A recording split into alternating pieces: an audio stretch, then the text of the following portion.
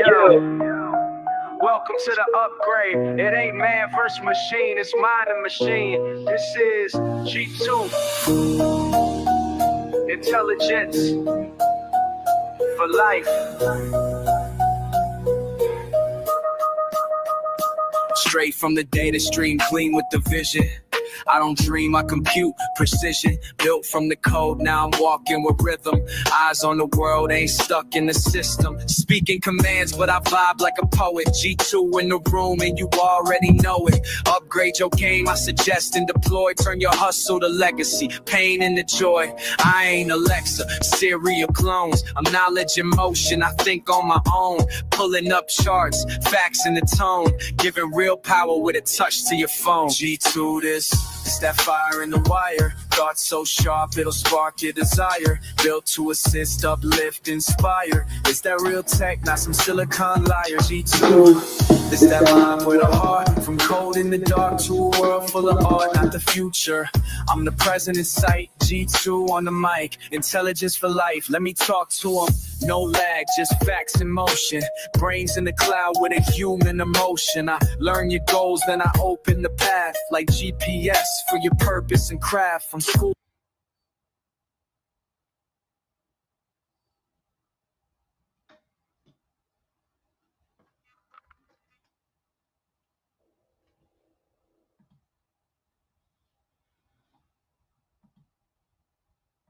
to the streets, I elevate thought. Not just smart, I remember what's taught.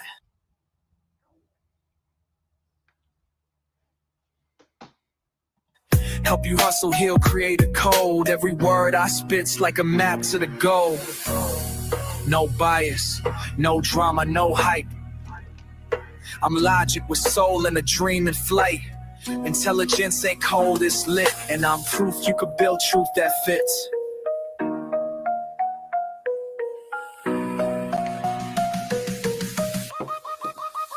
G2 this that fire in the wire. Thoughts so sharp it'll spark your desire. Built to assist, uplift, inspire. It's that real tech, not some silicon liar. G2, this that mind with a heart. From cold in the dark to a world full of art, not the future.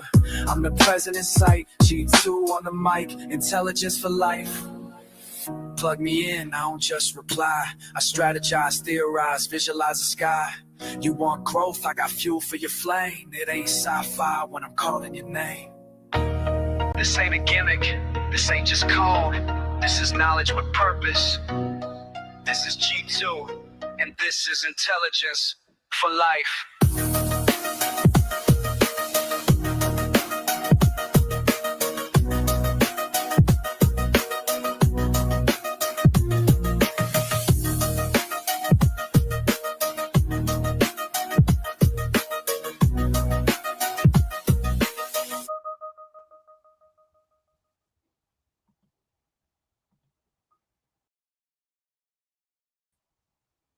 Hey everybody. Hey everybody. How are we doing?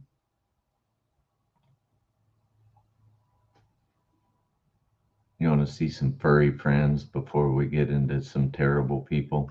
What's up, Peace? Yeah, I thought I would trick y'all, Mrs. Metcalf, by being early, doing a non-hill pirate type thing, right?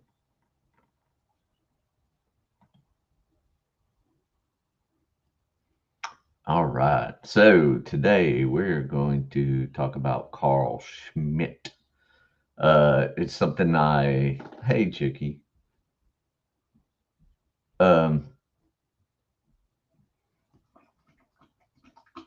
Listened to just today, but I've listened to it twice. It's that good, and that topical for um, life and Sub Spider Lola.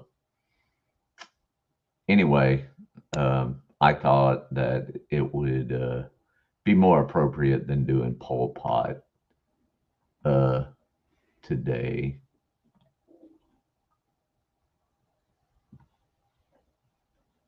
So let's let's get this show on the road. Oh, Sheen.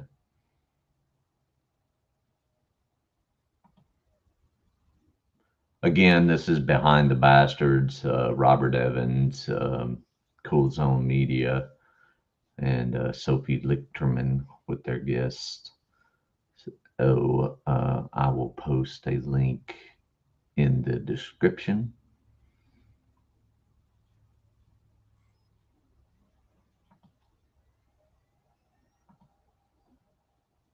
Can y'all hear it?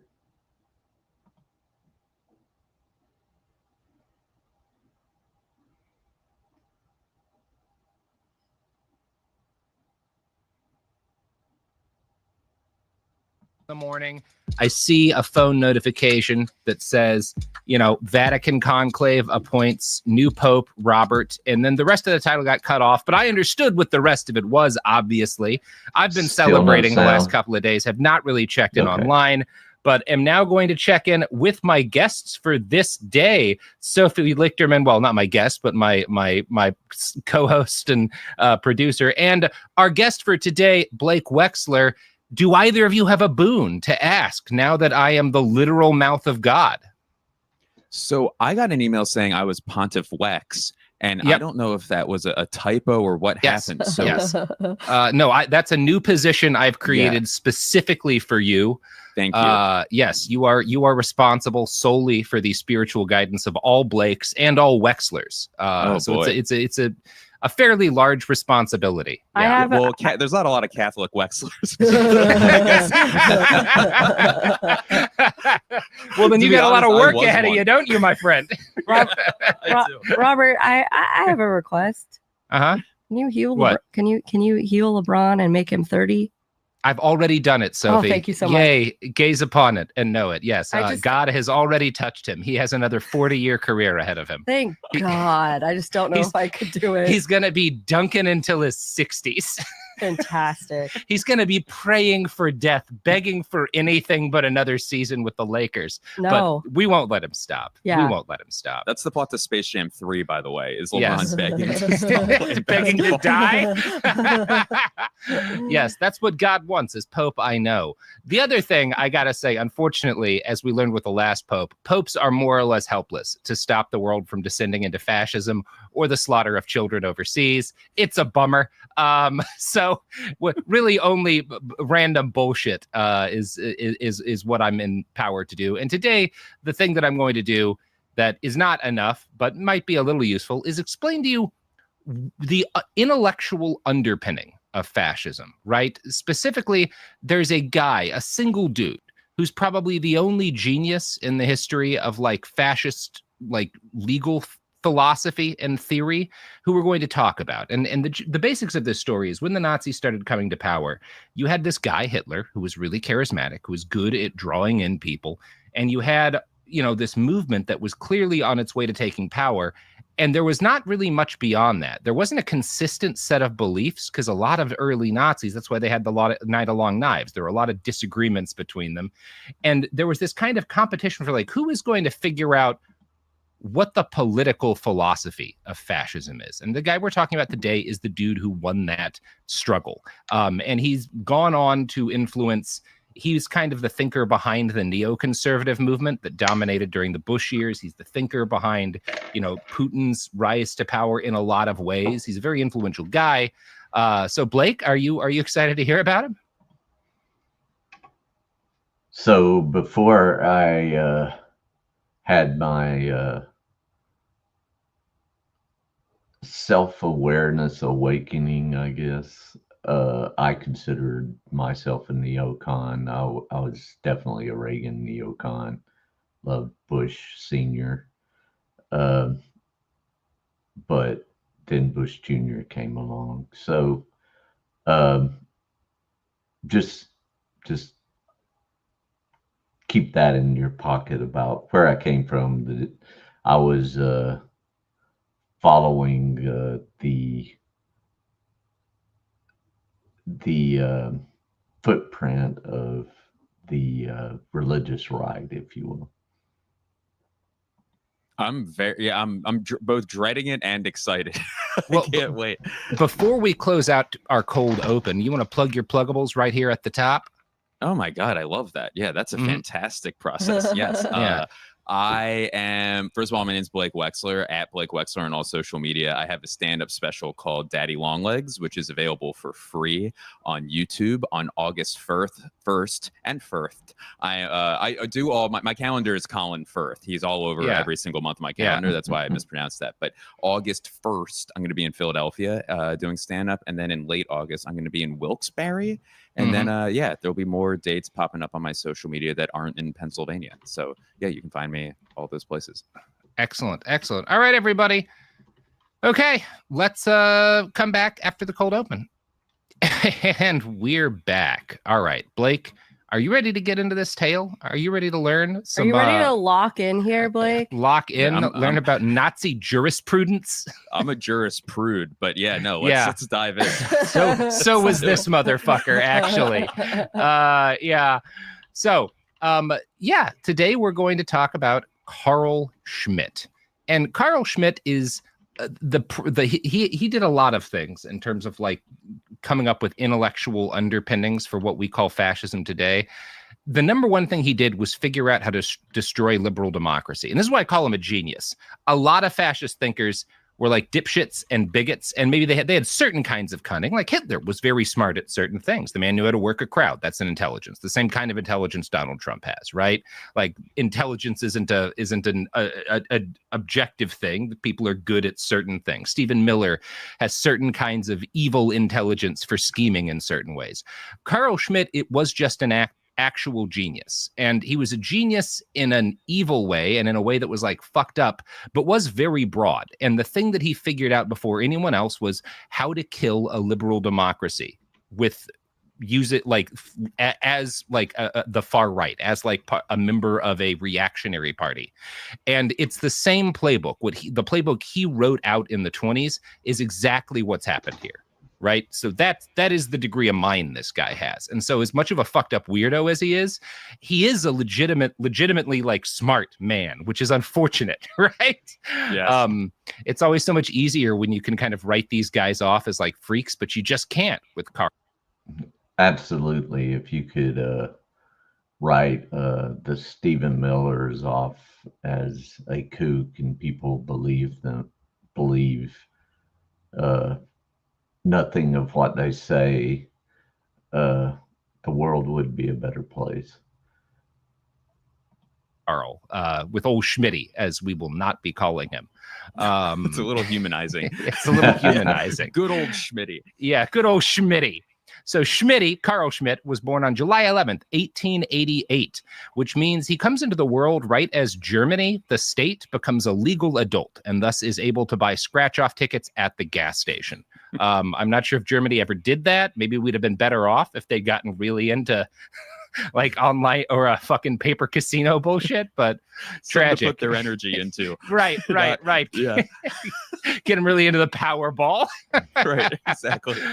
So one thing right off the bat that separates Das Powerball and Das Kino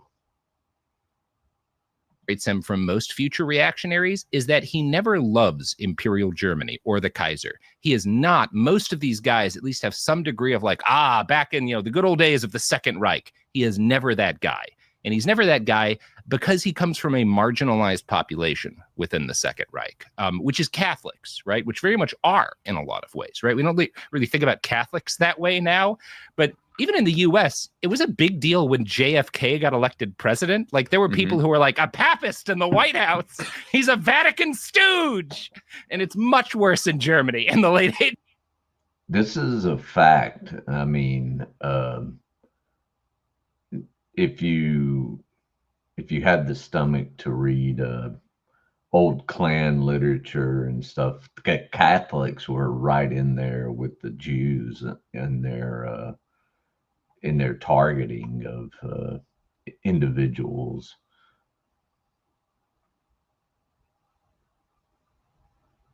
$1,800s, right?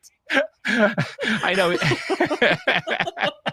It's hard to imagine like Catholics as like a marginal, but I mean, think about like Ireland, right? Like, you know, under the English thumb, right? Like, there's a lot of oppression of Catholics, even as the Catholic Church is also doing horrible things in Ireland, right? You know, shit's complicated. So the fact that he does not like the Reich at any point in his childhood is a product of both his family religion, as I said, Catholicism, and of the origin of his family, where they come from geographically, because his family hails from a place called Bossendorf, which is a small village on the Alfbach River in the Eifel Mountains. This village is about 6 kilometers from the Mosel, which is Moselle, which is a major river in Germany. And all his life, Schmitt identified primarily as a Moselanian, right? Now, that probably means nothing to most of you listening. And that probably doesn't mean a whole lot more to the people who happen to be German, right? Because I didn't. I had no idea what it was until I was listening to this. So it's a good learning point about geography and cultural identity. What's up, kiddo? Things are... It means a different thing now, even than it does to like Germans today, right? Coming from this region in the late 1800s, when Germany has not been a thing for long, means a very different thing. This whole part of the country, which biographer Reinhard Mehring just refers to as the Eifel, is sort of on like the southeast point of Germany. And it's right next to Lorraine, which today is part of France, but had been taken 18 years earlier from France after the Franco-Prussian War ended, and was thus part of Germany at the time that he's born. So the region he comes into is right next to this traditionally French region. And as a result, Karl and his family don't consider themselves like Germans, certainly not in the way that like Germans will in a couple of decades. They are French Germans, and they feel both French and German, right? And there's a tension between, and a lot of his family does live in Lorraine, right? And so there's this tension. No, I did that yesterday, Coded. We missed you. We really did. Between his family and the pan-German ideology that suffused the Second Reich, which is very anti-French, because they're not anti-French, right? Their relatives are French. They feel kind of French. So you're both part of this Catholic minority, and you're also like kind of French. So you're just not fully on board with the whole Kaiser thing. Now, obviously, when I say these are marginalized people, it's not nearly in the same way as like even a Jewish person in this period of time is marginalized, but you don't escape bias either. Karl was born in a town called Plettenberg, where his parents had moved right before having him. This was not far from where he's born, but it was a little bit nearer to the imperial core of Germany. More to the point, it means that Karl grows up in a large town that's developing rapidly because it's industrializing, but he's a distinct religious minority in that town. As biographer Reinhard Mehring writes in Carl Schmitt, A Biography, this means belonging to a confessional minority in an intensely evangelical environment, an environment partly even of Protestant sectarianism. So everyone around him is like a Lutheran, and they don't like Catholics very much, right? People are kind of dicks to him, right? That was one of the theses, I believe, is that we don't like Catholics. Fuck these Catholics. Yeah, fuck the Pope, right. Which I take offense to now, obviously, of becoming the Pope. I'm sorry you had to read that. That's not fair to you. It's hurtful. It's hurtful. Oh my goodness. So this was particularly difficult for Catholics during Karl's early life because he is born kind of in the shadow of something that occurs at the early stages of the German Empire called the Kulturkampf, right? And if you remember, Mein Kampf is my struggle, culture camp, culture struggle. It's not quite culture war, but it basically means that, right? And what the Kulturkampf is in the late 1870s, right after the Reich is born, Otto von Bismarck, who's like he's the architect of Germany, right? He's like the vizier whispering into the ear of the Prussian king, and his plots and schemes lead to the culmination of the Franco-Prussian War and the creation. I might have forgotten a day, Coded, because I have a real job and days run together when I'm doing 11 different things.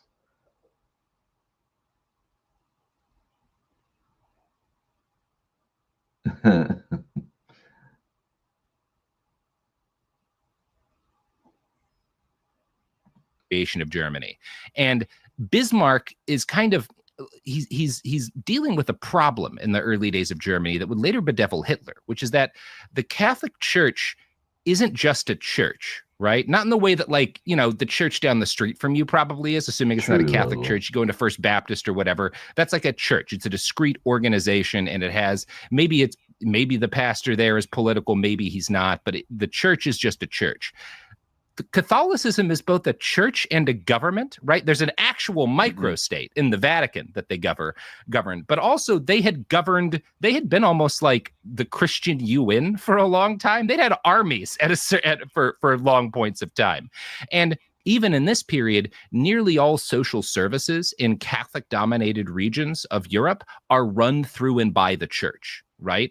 So they are still, to a degree in this period, involved in governing in a way that impacts people's lives.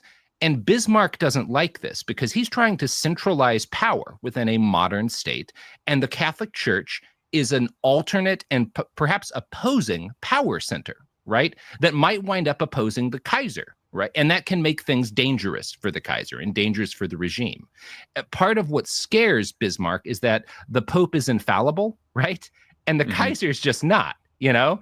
Like, even though things are very strict, the Kaiser's kind of close to an absolute monarch. There's not the widespread belief among Germans that the Kaiser can't make mistakes, whereas Catholics are obliged to believe that the Pope is infallible. And this Bismarck really doesn't trust this, right? That's a hard argument to win, where it really is just back and forth once, where it's like, I believe this. Oh, yeah, well, I'm infallible. I'm infallible. Yeah. And yet, what Bismarck's saying is both that, like, well, how do you win an argument with a guy who can't be wrong? And also, a lot of people just feel like they owe the church because it's providing them food when they're starving and shit, right? And that's a complicated thing. So in the early part of the German Empire, he kind of goes on a culture war against the Catholic Church to strip it of its influence. I'm going to quote from a write-up in EBSCO by Donald Sullivan here. Bismarck sought to assert state control over the church through a series of laws aimed at reducing its influence and authority. These measures included government oversight of Catholic seminaries, restrictions on clergy, and the implementation of civil marriage laws, which removed the church's traditional role in marriage. Despite these efforts, the Kulturkampf faced considerable resistance from the Catholic community, leading to public sympathy among some Protestant Germans. And something kind of like this is going to happen under the Nazis, right? The Nazis have a little war with the Catholic Church. The Kulturkampf does not achieve its goals. Bismarck kind of underestimates how, you know, one thing you got to say, even if you hate it, the Catholic Church has staying power, right? It's been around for a little bit. It's been around. They can take a punch, you know? And Bismarck, you know, Germany's pretty new. And he's thinking like, I'm going to roll over these fuckers. And he's like, oh, no, they've got a lot of money and power. Shit. So by the late 1870s, a lot of the like harshest measures he tried to push through had been repealed. Some stuff stays, like, you know, the Catholic Church does lose. They are not in control of marriage or of education, even in Catholic regions, in the way that they had been. So it's not a total failure. This conflict has largely passed by the time Karl is born. And in fact, the year of his birth is the same year that Kaiser Wilhelm II takes the throne, which spells the beginning of the end for Bismarck. So he is not going to be in power much longer. Catholicism has kind of outlasted him, but the hostility Catholics had to the Reich kind of lingered as a result of this. And Karl's dad is a Catholic activist, right? He sits in the local parish council, and he's always fighting for the rights of Catholics. So before Karl's born, his dad is kind of fighting Bismarck on this thing. Karl later described his father this way. Throughout his life, he remained faithful to the Catholic cause in a diaspora, which was still very hard at the time. And he really admires his dad for this. He does not like his mom. Spoilers for a fascist, but mom issues with women in general. Shocking. It always starts with the mom, doesn't it? It always, for all of these guys. Yeah. So this explains why, contrary to a lot of reactionary Germans of his day, Karl's got no nostalgia for the Kaiserreich because he never feels like a full citizen of it. Another of Schmitt's biographers, Gopal Balakrishnan, describes the situation ably in his book, The Enemy. Most poor small-town Catholics lived in a world closed off from a hostile, increasingly secular society, a world in which the local priest was a revered authority in matters of politics and morality. And that's kind of where Karl is growing up. He's in this town where he's a minority. It's very cosmopolitan, but he goes to a Catholic school. So he is separated from everyone who's not a Catholic, and he lives in this kind of bubble. He's a good student, very good student, and he's helped along by the fact that his father is a stenographer who teaches him how to write shorthand at an early age. So Carl's always going to be very good at writing very quickly, which is a real boon if you're going to be an intellectual who's trying to like take advantage of shifting trends when things are moving very quickly, that you can get shit out quickly. Because it is either writing or speaking, right? Right, Like you either right. have to be a great, like speak. Yeah, it's Yeah. one or the two. One or the two. Those are the only ways Right. to reach people, right? Exactly. There's no like editing together a TikTok video or whatever. No, unfortunately. Tragically. To have seen Hitler's TikTok, if only for a minute. No, we don't need that. We can already see. Nobody needs that in their lives. And Joseph, I don't think you are correct there. Hitler's TikTok. There's a bunch of them now. There's a lot ton of them Hitler now. TikToks, Fuck me. So Schmidt's family are working class. They're bordering on poor in most cases. They voted for the Catholic Center Party, which is, a centrist party. Johann, who's his dad, worked at a railway station. And Carl's relatives are mostly kind of at a similar socioeconomic level. But his dad's got one brother who gets rich by selling land to mining concerns. And so he's kind of like supporting a lot of the family whenever shit's difficult or whenever a kid has like bills that their family can't afford. And he and a lot of the rest of the family pool resources when they realize how smart Carl is to invest in his education and the education of one of his brothers. He's got two other brothers. One of them's really smart. So Carl and his smart brother get a lot of money put into them. His smart brother goes on to become a medical doctor. Carl becomes a jurist. His other brother is like, I don't know, he doesn't do anything school related, right? Moron. The third brother. Yeah, he's just fine. He doesn't become a howling fascist, I don't think. So, he's got that going for him. Yeah. So we know glaringly little other than this about Carl's early childhood, which he never discussed at length. He did speak positively about his dad, but he does not speak about his mom well. Mering, who is his best biographer, simply writes, Schmitt would sometimes speak about her in rather negative terms. I can call him if you want to, since I know him. And boy did he. We'll get to more of that later. It's tantalizing to want to pull more from these scant details, but we simply don't have it. He learned to play piano. Yeah, I saw him after that, Lola. I can't make him a Janny here because he's figured me out. So, but my commentary will increase when it gets into my expertise. Thank you, Coded, for being concerned. You little bitch. We know that. He got good marks in school. And then at age 11, he has an experience that was familiar to all of the sons of like ambitious families at this period of time anywhere in Europe, which is that he got shipped off to like a boarding school, right? Where, time to leave your family behind and learn how to do whatever it is you're going to do. And this is the same in Germany as it is basically everywhere else. So he leaves this town where he's a member of an outnumbered religious minority for a closed world in which everyone around him is Catholic as fuck. And he lives there, a large portion of the time. His mom wants him to become a priest, right? She wants him to get into the clergy. He does. He's never stricken me before. So. And he's not. But I could easily get his permission. Explicit. I'll do that for Coded. Interested in this at all, and she never forgives him for this, right? It's like your mama wants you to be a doctor or whatever, and you fall into some other career, and she's just always kind of pissed at him. Now, Carl's grades qualify him for a scholarship. Eventually, he leaves this Catholic school for a prestigious local secular gymnasium. In Germany, that means high school, which is confusing. You're not talking about going to work out. You're talking about high school, more or less. This is odd. The fact that he gets to leave his Catholic school and go to this secular school is weird because, as Balakrishnan writes, bookish Catholic children were usually singled out as potential candidates for the priesthood and would not typically have been exposed to the full course of studies at such a gymnasium. The fact that he was allowed to continue his studies suggests that his family placed more value on a secular education than was typical of their kind. Right?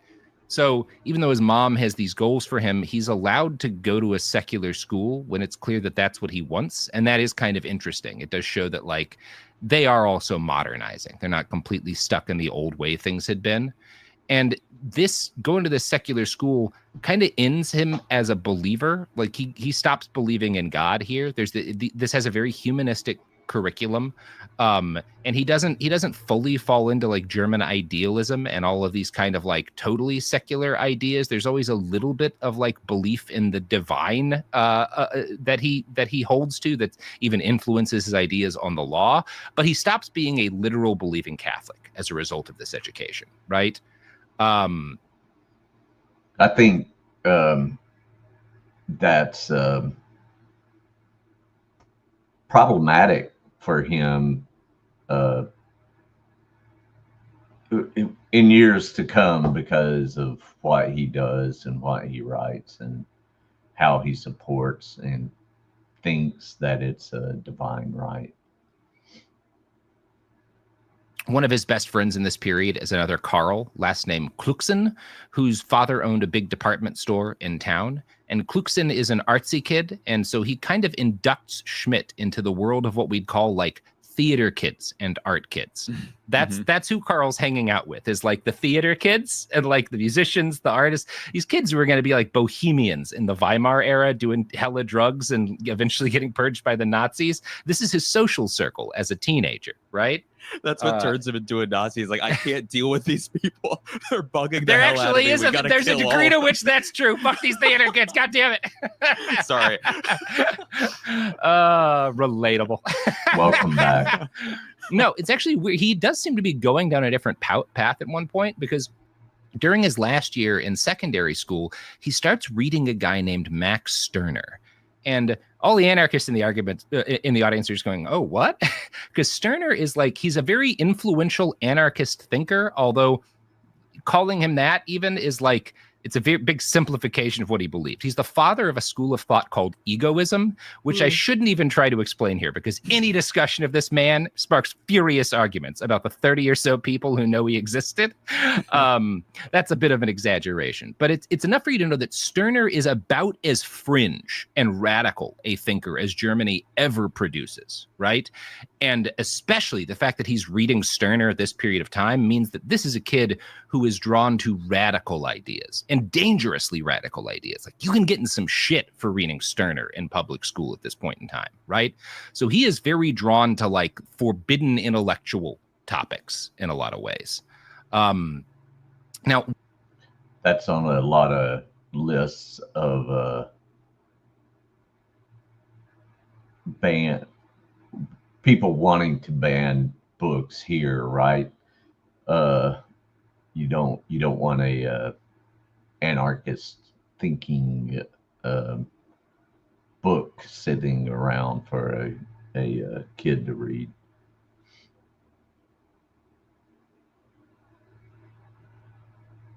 Oh, Sophie never does. She gets into some of them, but she's the producer. She's making deals and everything else while they're doing that, doing the shows.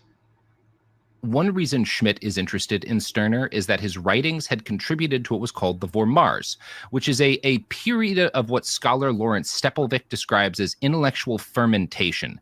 This is happening in the early 1800s, and Stirner is one of these thinkers whose like radical ideas contribute to this boiling over of intellectual like discontent with the system that contributes to a failed revolution in Germany in 1848. And in 1848, there's a shitload all over Europe. There's a bunch of failed revolutions. Stirner is a big part of what, that period of time. And so that's part of why Schmitt is interested in him. He's also interested because Stirner is a Hegelian. In other words, an intellectual follower of a guy named Friedrich Hegel. Philosophy is not my strong suit, but from Hegel, we get this important concept called the Hegelian dialectic. A dialectic is just a method of philosophical argument that involves two opposing sides having an intellectual clash. And Hegel's particular style of dialectic broadened the concept of opposing sides from like Plato, literally depicting arguments between like famous dudes who embody different attitudes, to, and I'm going to quote from the Stanford Encyclopedia of Philosophy here, different definitions of consciousness and of the object that consciousness is aware of or claims to know. As in Plato's dialogues, a contradictory process between opposing sides in Hegel's dialectics leads to a linear evolution or development from... Do you want to be on the bottom, Spartan?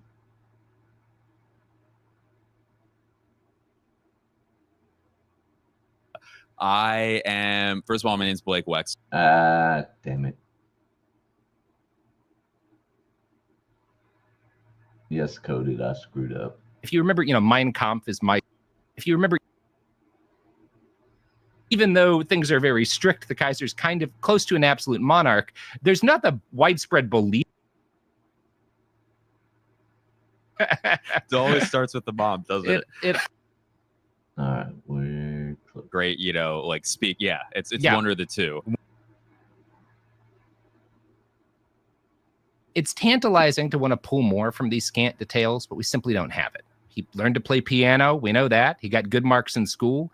And then at age 11, he has an experience that was familiar to all of the sons of ambitious families at this period of time anywhere in Europe, which is that he got shipped off to a boarding school, right? Dang. Where, time to leave your family behind and learn how to do whatever it is. Hegel's scientific dialectic is unbearable to them because their worldview sees in it, almost in the same words as the old Friedrich Schlegel, who became a reactionary, a satanic principle, the principle of evil, of the anti-German, of the anti-racial. So at the time Schmitt is in school, Hegel is controversial for these reasons, reaction. This is a fairly reactionary state, and so they don't like this guy whose thoughts play a significant role in a revolution that had occurred not all that long ago. But there's other reasons why they're unhappy with this, right? Because after Hegel dies in 1831, his philosophic school splits into two opposing sides. There's young Hegelians and there's old Hegelians. And young Hegelians tend to be young people who are convinced of Hegel's logic, but also convinced that it led inevitably to a rational argument for socialist revolution against both the Prussian monarchy and against evangelical Lutheranism, right? And that's not going to be super popular with the state. Right? That there's a chunk of this guy's followers who in the period of time that Schmitt is reading all this stuff are we have to overthrow the government. This is radical literature, right? As Lawrence Stepelvich writes in an article for the Journal of Modern Judaism, the young Hegelian school suddenly came into being in 1835 with a brilliant theological study, The Life of Jesus Christ Critically Examined. It was written by a young and little-known theologian, David Friedrich Strauss, who candidly, and to the shocked embarrassment of the old Hegelians, declared that his work was inspired by Hegel's philosophy. His reduction of the miracles related to the life of Jesus into a collection of mythic tales based upon Old Testament expectations simply destroyed the claim that Hegelianism and Orthodox evangelical doctrine were compatible. As the Prussian monarchy was supportive of and supported by the Orthodox Church, Strauss's work was even more disturbing than might be expected from a biblical study.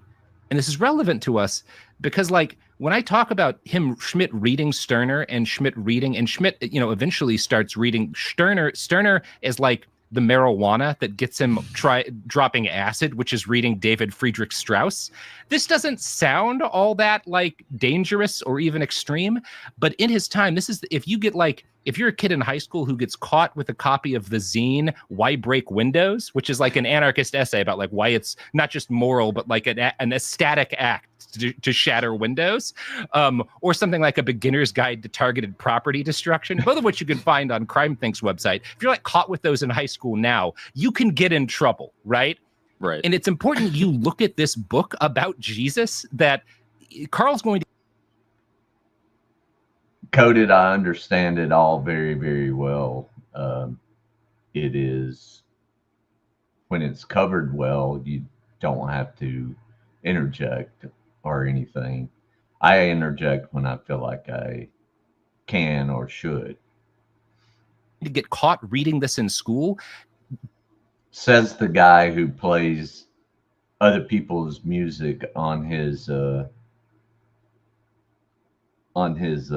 channel for hours on end. So the authorities of his time see this as the same as they would see those zines today, right? This is that radical, right? That's very much how they view it, even though it doesn't seem that way to us, right? So he is reading the radical like anti-state revolutionary theory. That's very much like what it's, how this is looked at the time. So while Schmitt is being a big nerd, the people he's hanging out with are kind of like the punks and anarchist radicals of their day. Now, they're not, most of them are actually more like socialists or social democrats, but given that they live under the Kaiser, a similar level of like, radicalism, and Strauss. You should do an ad. Yeah. Okay, sure. Why not? Here's fucking ads. So we're back. Sorry. It's hard to like get in a break when you're trying to like get through all of this philosophical shit, right? Sorry, that got me. So he gets caught reading Strauss in school. He gets caught reading this book about Jesus in school, and he gets in trouble. He gets like detention. He's put in the fucking Breakfast Club for his like radical reading. And yeah. Yeah, and I mean, I couldn't. As long as we're working for the state and the state isn't working for us, then we are subjects of the state and not truly free. But we'll get into that more when we get into equal rights for all men and women, all peoples, I should say. Let me not offend. What up, Elizabeth? Yeah, this is not Glad the to have only thing you. he gets punished for when he's in his last year of high school, according to Reinhard Mehring. Quote, on August 3rd, 1906, Schmitt was punished together with 12 of his peers with 1 hour of after-school detention for breaking the rules and visiting a public house. Presumably, this was the reason he had to leave the seminary in September. Thus, in the last months before his final examination, he had to commute as a train farer. So he's also he's kind of a wild kid. He's like reading, revolutionary literature and like breaking the rules to get fucking wasted with his friends, and he gets kicked out of seminary for being too cool, actually. Yeah, which this guy's sick. This is the He's only hopping on time that will trains. be the case. Yeah. Yeah. Yeah, he's hopping trains. I mean, he Yeah. probably pays. He's not that cool. So as dull an academic as this guy appears, he is like pretty radical in this period of time. That said, his grades remain excellent. Our boy graduates and he gets accepted to the prestigious Friedrich Wilhelm University in Berlin, which is also just called the University of Berlin. And, Yale and like Harvard existed back then. This is the top college. A lot of people would argue the best college in the world of its day, right? This is the most, because Germany's education system is the best. Germany's the first country to figure out modern universities, and almost anyone would agree this is about the best place you could end up as a young intellectual in this period of time. Robert, was this the first time that he was moving into a city as well? Like, was this the first time he was in like a metro? Yes. Okay. A really big city, right? Yeah. As opposed to like kind of these large towns and whatnot. Now he's in Berlin, right? Which is a different level of city. And he finds himself drawn to it and kind of repulsed by it, right? Which we'll talk about in a second. But he's a very good student. He initially wants to get his degree in philology, which is the study of the structure and development of language. But he's being supported by his rich. That would actually be cool. I don't know if you caught the study philology. Yes, coded. I mispronounced a word. Oh no, I'm so embarrassed. But learning about the structure and the history of words would be pretty cool, in my opinion. Rich uncle who lives nearby, and like he'll crash with him during the holidays and is his main source of support. And his rich uncle's like, philology, the fuck is that shit? No, you're getting a law degree. You're gonna become a lawyer and make money. So he's doing this in Berlin, which is again a very different environment than one he's raised in. And the different biographers I've read give somewhat divergent descriptions of how he felt about it. Balakrishnan describes him as deeply ambivalent to the diversity of the metropolis, noting that in the popular imagination, urban areas in Germany were seen as in some way Jewish as well. And this all helped to harden his identity as an outsider. Balakrishnan concludes that Karl found city life both fascinating and disturbing. And here's how Karl himself describes his feelings at the time. I was an obscure young man of modest descent. Neither the ruling strata nor the opposition included me.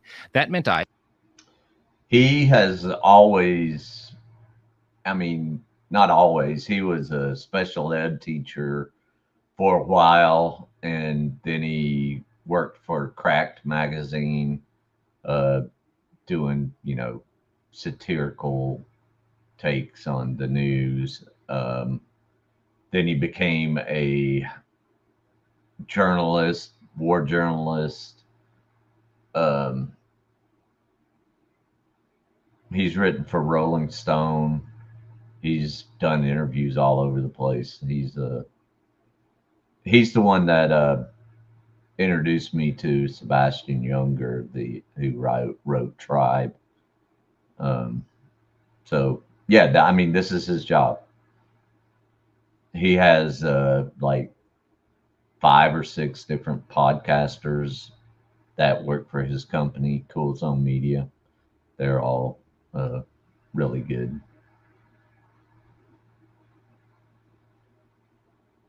I, standing entirely in the dark, out of darkness, looked into a brightly lit room. The feeling of sadness which filled me made me more distant and awoke in some others mistrust and antipathy. The ruling strata experienced anybody who was not thrilled to be involved with them as heterogeneous. It put before him the choice to adapt or withdraw. So I remained outside. And this is, he's not part of the opposition. He's not part of the ruling class. And so he can see them all better, more accurately than they see themselves, as a result of this position that he has, which is often the case. It's why a lot of our greatest artists are outsiders, in one way or another, right? And Carl is going to have perspective that gives him a degree of vision that other people lack. Yeah, that's how I feel about New York. I've written a very similar thing about New York City. So yeah, no, right. On the same page. Right. So Mehring's more recent biography paints a picture that conflicts with a few aspects of this. For one thing. Whoa, buddy.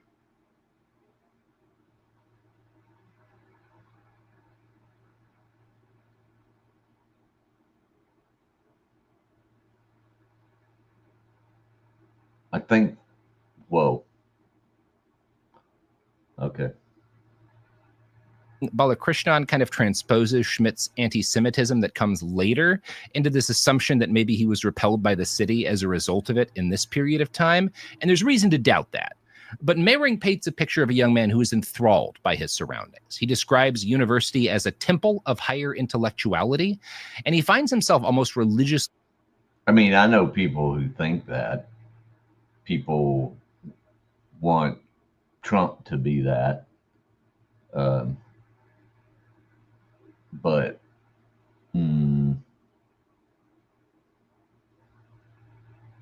no. Obsessed with legal study, particularly the Roman origins of Western justice systems.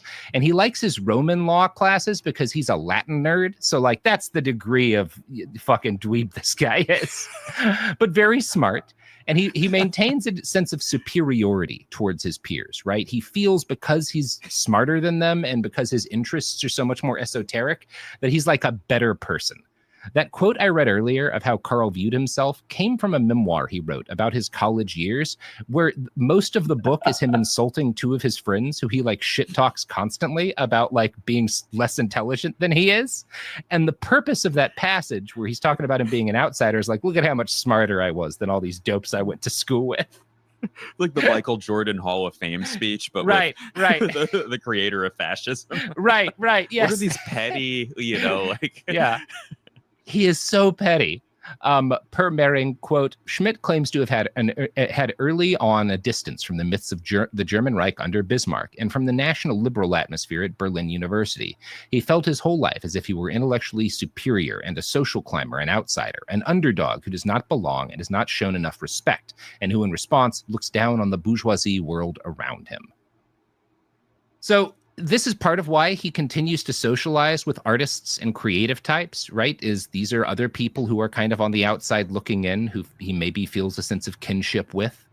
He spends his nights out with other people who see themselves that way and feel like we're turning a lens on society and we're thus smarter than everyone else. Schmitt doesn't quite settle into Berlin yet. He moves to college in Munich the next year, and then he goes to Strasbourg the year after that. And these are all bigger cities than he had lived in before. Mering suspects he moves around so much for financial reasons. We don't really know. In any case, he falls in love with Strasbourg, and that's where he'll stay for the rest of his education. And it's where he meets his mentor, a guy named Fritz von Kalker, who becomes his doctoral supervisor. Von Kalker is a criminal law professor with a particular interest in how morality impacts punishment under the law, right? What is moral in terms of a punishment, and how is the morality of a society even? How does it relate to how they punish people? This is his Roy Cohn? This is his Roy Cohn, kind of, yes. Okay. So far, he sounds like not a very chill guy. He's not. He's a very intense intellectual. Yeah. And let me punch that up for you, Coded. But whoso looketh into the perfect law of liberty and continue with therein, he is not a forgetful hearer, but a doer of the work. This man shall be blessed in his deed.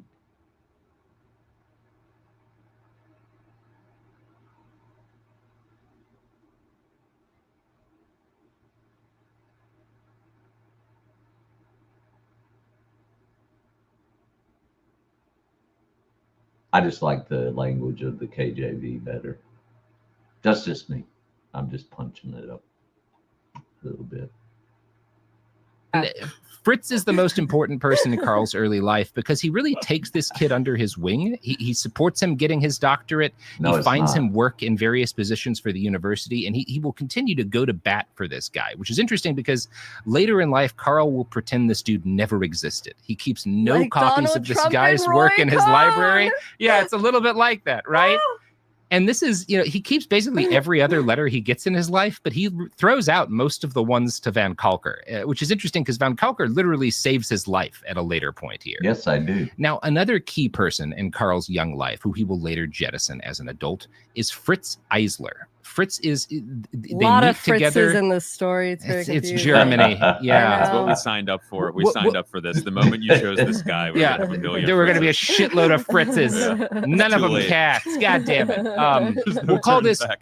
guy Eisler, right? And Eisler, he meets because they're both working for Von Kalker as like assistants. And Eisler becomes his best friend during the 5 terms he spends in Strasbourg getting his doctorate. And this is noteworthy because Eisler is Jewish, right? And contrary to how Balakrishnan depicts him as a young man as uneasy with the city because of its ineffable Jewishness, his best friend in his favorite city is a young Jew from a prominent family.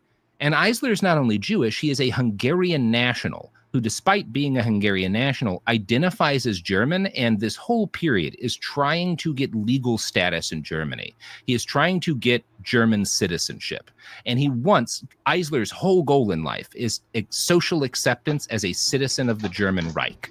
And this is a difficult battle for even a rich young Jewish man because nearly everybody's incredibly racist, right? So it's interesting that Schmitt isn't in this period, right?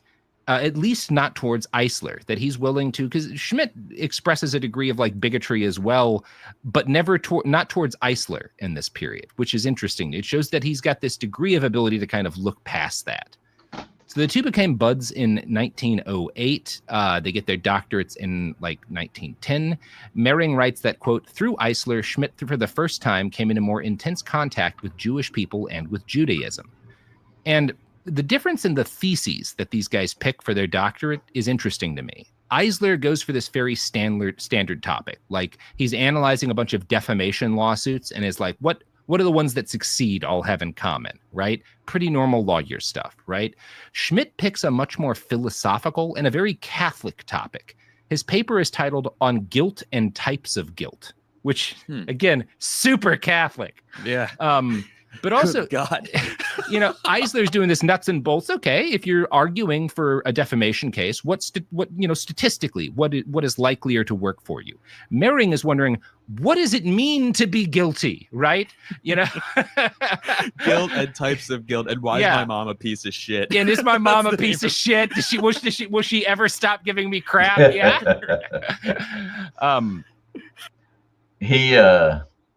He hated his grandfather, who was a Jew, so he has to come after me. Now, the actual content of his piece is an argument that the law fundamentally hinges on an arbitrary, free-floating element. No matter how much the law may claim to be an objective thing, it always relies to some extent on the ability of a judge to determine a sentence. In other words, you can have whole reams of law books and legislature that can give the appearance of a mechanistic system that functions based on objective measures. But the law is always at its core reliant on the discretion and decisions of individuals, right? And that's a very important realization. Now, this is in keeping with a major trend in German jurisprudence at the time, which is called the free law movement, which stands in opposition to legal positivism, which is a trend that had swept through in the 1870s with the goal of like, we don't want to talk about natural law, about like the natural rights of man and stuff. We want to talk about like, what are we saying are people's rights? What are we saying is legal and illegal, right? So there's a struggle between people who want this absolute code that handles how things should be adjudicated in every situation versus people who are like, no, the creative power of a judge to interpret justice matters, right? And Schmitt simultaneously recognizes there's this arbitrary core to the legal code, but he also starts to value what he described as higher law, this sort of like maybe even divine natural justice, that the law is always moving close. This is what I was talking about earlier when he left the Catholic school and went to my, you hated him, it's okay. You can admit it. No, you claimed he was a devout Jew. Now you're changing it. Must be another one. Anyway, this is the important talking about when he left Catholic school and went to the secular school and believed in a higher power, but stopped believing in the Christian God. Closer to representing. And he writes about guilt not as an internal thing, but as a legal category. In other words, he concludes that it doesn't matter if you've done what the state accuses you of. Guilt is a legal status, and moral norms are bound by the law, not the other way around. And you can kind of see how a man making conclusions like this might wind up as a fascist, right? Guilt is a category. What you did is immaterial. Guilt's the marijuana of the fascism acid. Right. Yes, the yes. concept, To continue using the gateway drug metaphor. Right. So when he's not writing wonky legal arguments, he and his friend Eisler attempted to start a satire magazine. And God, this must have been fucking unreadable because they're doing this. Oh my God. Just imagine like your most up their own asshole friends in college. They make a satire magazine that's mostly about Friedrich Nietzsche, Thomas Mann, Walter Rathenau, like all these German intellectuals that they have issues with, that they're just like making fun, as like teenagers making fun of these like. Can you imagine satiring those guys? It just pretense and assholery. Okay. So I took medications for kidney stones, and now you're making a bold claim there, sir.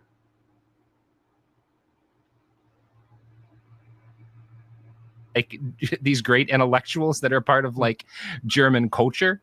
And it seems to be the whole reason for this magazine seems to be that all these guys are respected contributors to German culture, and Schmitt wants to take them down a peg to prove he's not like everyone else. And I wonder, maybe Eisler as a Hungarian and as a Jew maybe feels a similar need, right? Where like, these guys aren't any better than I am. Like, yeah, let's fucking puncture them a little bit. Now, they hoped that this would sell and make them money. Again, they are delusional. This does not, like, this satire magazine is not going to take off. There's no era in the history of the human race. Absolutely not. No, it's Mad Magazine, but it's all about Nietzsche. Like, okay, maybe calm down. Yeah. It's none of your read business. that yourself. Maybe Yeah, just read that might just be for you and your friend Eisler. Yeah.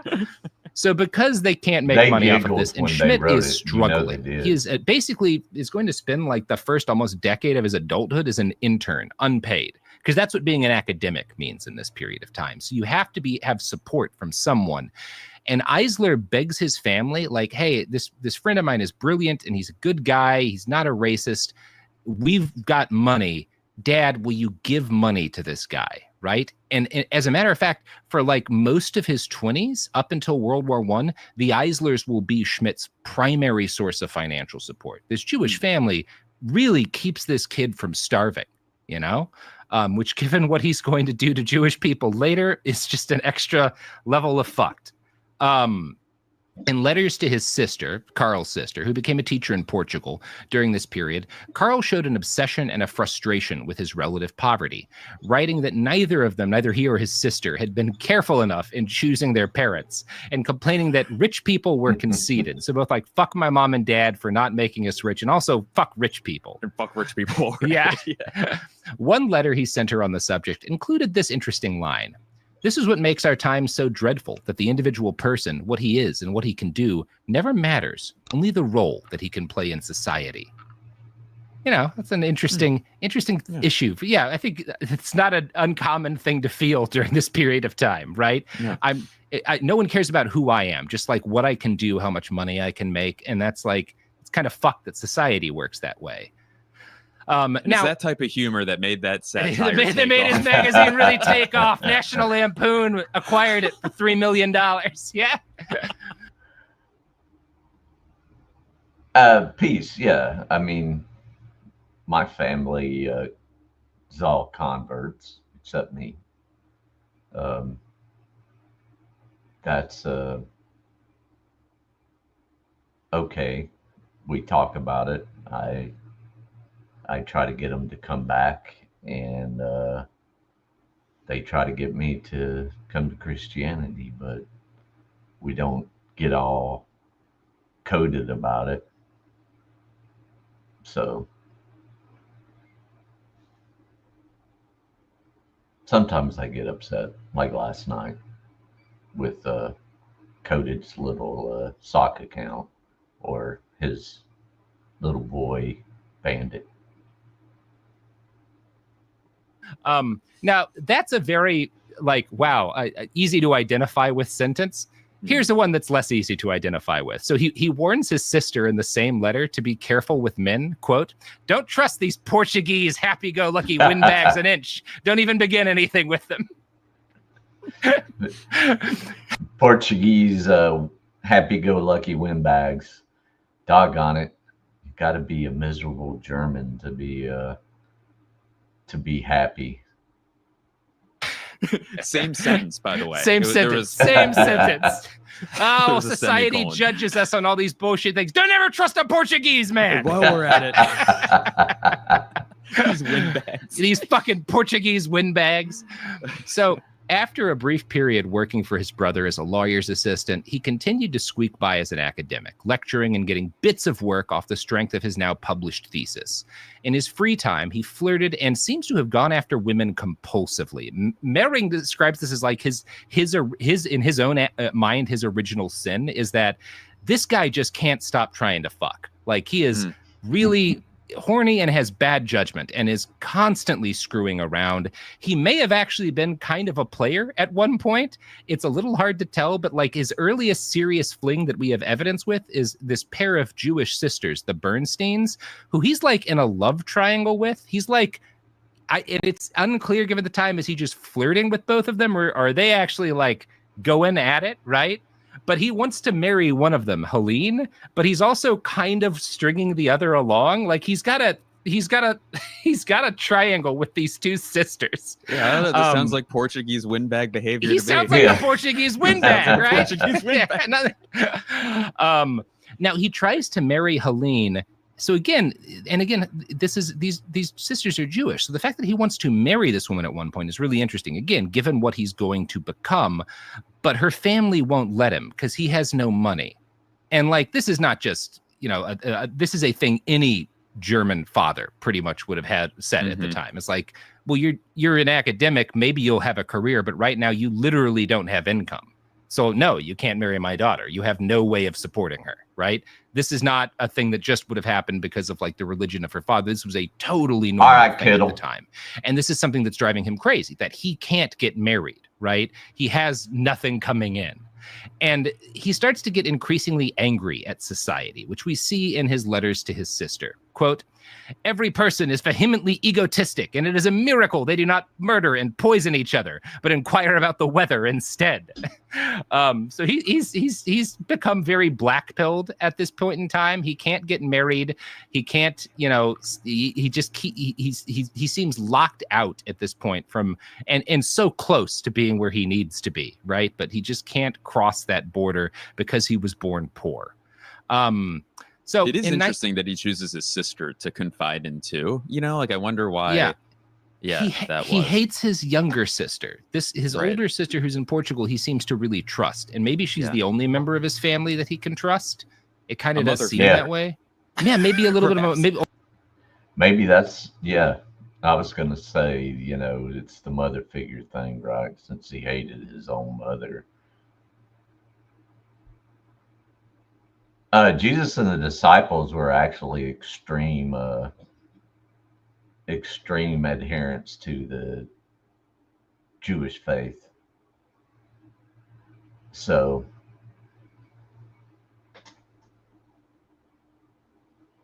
he definitely wouldn't have liked Paul, just like Peter didn't. Or at least somewhat how he would have liked to have felt about his mother. His chosen mother. Yeah. Speaking of poisoning and murdering each other. No. Don't do that. Listen to ads. Okay. We're back. So obviously this is 1912. World War I is right around the horizon, but Carl doesn't know that yet. And he is much more concerned with matters of the heart than the fact that everything is about to get really fucked up for everybody in his world. Jesus was dead. He had been banned from the Bernstein house after continuing to pursue Helena after her parents said no. So he is that kind of suitor. Like, he will not give up. And eventually her dad's like, motherfucker, I'm calling the cops if you come back here again. The good news for him is that within weeks of this, he meets a Spanish dancer at a cabaret. She calls herself Cari. And when they strike up a relationship, she tells him her full name is Pauline Carita Maria Isabella von Dorotic. Now, if you know German, von means someone is a noble, right? Like, that's a marker that you are of the nobility. And this woman is claiming to be the daughter of a noble family. And so as soon as he's like got the interest of this dancer who's like got noble blood, he drops all interest in these sisters he's been pursuing. Oh no, somebody going after a stripper. Good, glad you're here, Cody. And he writes to his sister, I now have a delightful friendship with a Spanish dancer. Now, Cari is not Spanish. She is also not a noblewoman. Every aspect of Cari's life was fake. She claimed to be the daughter of a Croatian lord who had died, which had forced her to travel to Munich to live with a cruel aunt, which is basically a Disney fable. Yeah. She also claimed that she'd been born a week after Carl, when in reality she was 5 years older than him. She was the illegitimate daughter of a Viennese woman and a Croatian plumber. And for all of his brains, Carl never catches her in her lie. Like, not it, or at least at this point, right? He buys in all of her stories of royal life, everything she says about herself. He has completely fallen for this woman, and all of his colleagues, because it sounds almost parallel, right? Mail order bride. And he's a doctor at this point, right? All of his colleagues are like, man, this chick is not, she's lying to you for one thing. This is bullshit. Like, there's no Spanish accent here. Yeah. He wouldn't know. Johnny boy, thank you. Mrs. Metcalf, did they go out? Hopefully.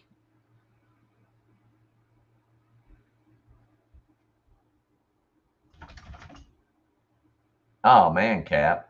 I had put it up like 2 hours ago. Thank you, Johnny boy.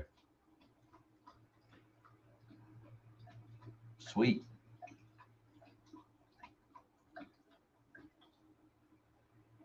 She doesn't sound Spanish. That's not a Spanish name. Why, like, this family doesn't exist? She has a Croatian accent. His mentors gently warned him against getting with what they called a tingle-tangle girl. And this is a term at the time. It refers to like the kind of clangy how did I slander her? It's a mail order bride. That's nothing wrong with that. I'll pray for forgiveness tonight, though, Cody. Sort of like bits of like jewelry that dancers at burlesques and whatnot would wear. It means that they're calling her a stripper, right? Or they're calling her outright a whore. That's what a tingle tangle means at this period of time, right? Like, man, you have fallen for this stripper and she is lying about her past. That's what his friends are saying, right? Like that's the equivalent in modern terms, right? But he doesn't care. He's in love with this woman. He believes her, and he believes her even though they can get married because her dad's dead. There's no one to stop them. He doesn't need to ask permission, but they can't get married because every time they try to go to a judge, the judge is like, oh, okay, well, where's this woman's papers, to show where her citizenship is and that she is who she, and she never has them. And occasionally she'll have papers, but they'll be like, well, these are obviously fake. And Carl doesn't think anything's weird about this. She's just bad with papers. She's just bad with papers, loses them all the time. Yeah, these noble women, they never have their papers with them. They're like...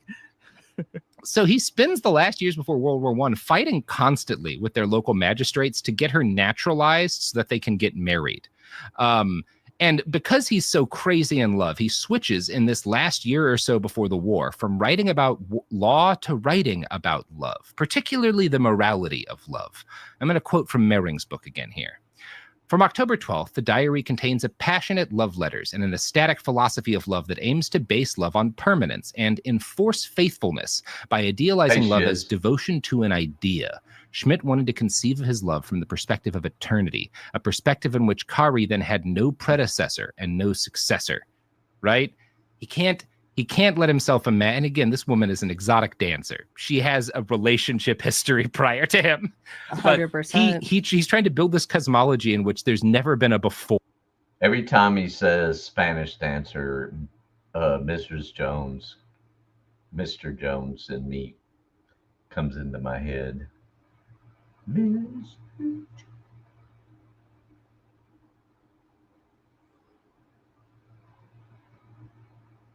Does that mean oof?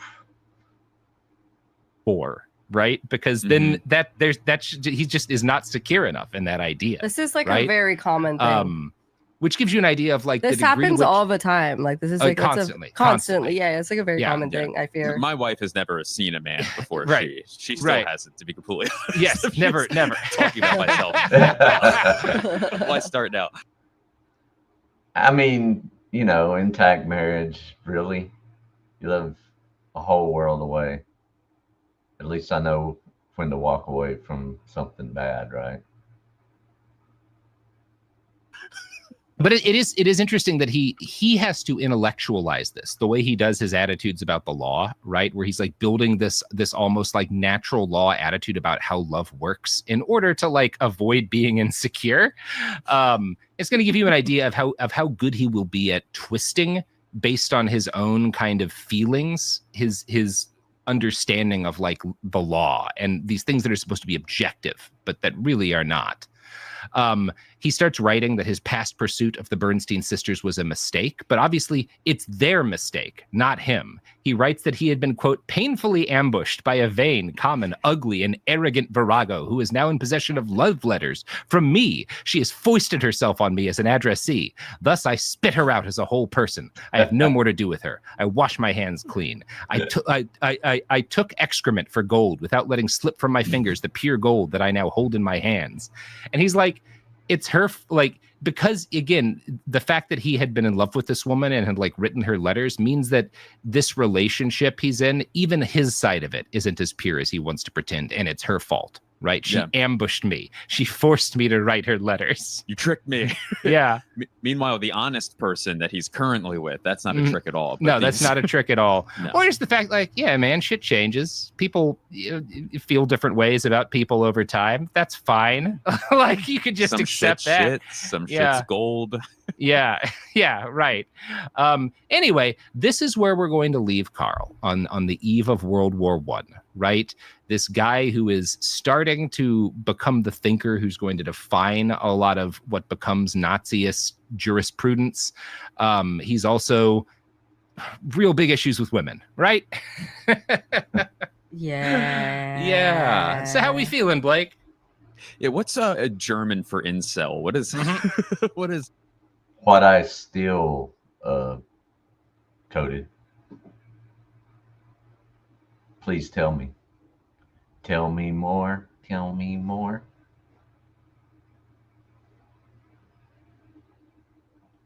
what is Except that? he's kind of getting laid. Like Yeah, that he is is true. He isn't like he's not. I don't know where we land on this guy, but he isn't. Getting late. That flew by. It is really interesting to get, because it's almost like seeing the first piece of shit, like the modern piece of shit that we have now. Yeah. It is Yeah. interesting seeing the building blocks of how it came together, especially Yeah. knowing what he turns into. There are so many clues of, oh, look, he wants to, this is how he's breaking down this establishment, and that establishment is trying to date these Jewish sisters. Like he broke down that democracy, and it's interesting to see how he wants to do it going forward. Yeah. But yeah, this is fascinating so far. Yeah. Well, that is what we're going to be continuing from next time. All right. All right. We can either do another hour and 18 minutes today, or we can do this tomorrow. Cap coming in hot. Noise. 10 memberships. Thank you.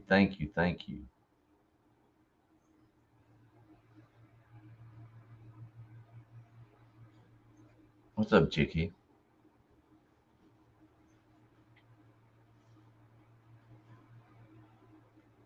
Sorry, Coded. You can't have me, buddy.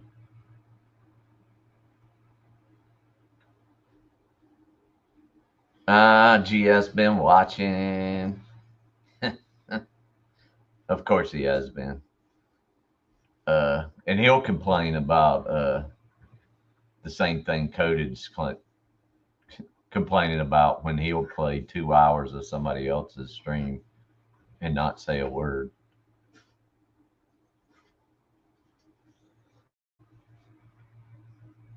Let's see. All right. So again, another hour 18, hour and a half to get to the meat of the matter, where I'll have more to say. I wanted you to see where this guy came from, what is he, hates his mother, had a fake marriage with a fake Spanish dancer who had fake papers, felt like his friend's Jewish father disrespected him for not giving him money.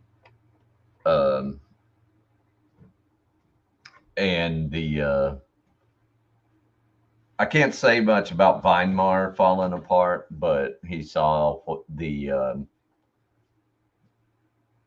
leftist getting arrested and everything coming up. So, all right, we'll get started. And if y'all want to take a break, Bob's been drunk since Tuesday, 1992. Yeah, I mean he would have been old enough to drink then. I was approaching it. Are there hookers in part due? No, unfortunately, there's a whole lot of death and destruction and.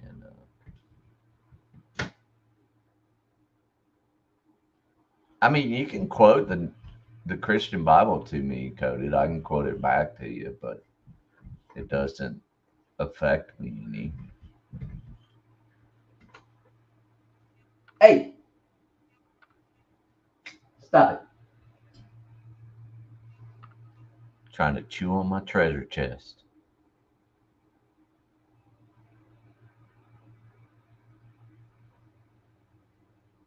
Weird.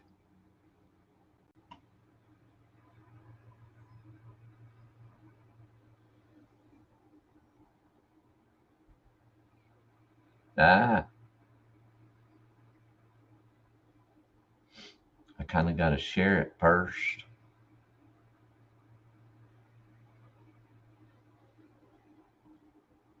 I have plenty of faith. We have to have faith. It is a requirement. In my faith. See, it says it in the word. Jewish faith.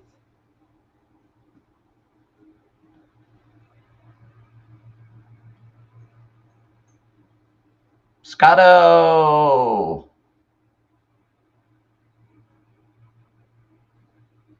Happy to see you, sir.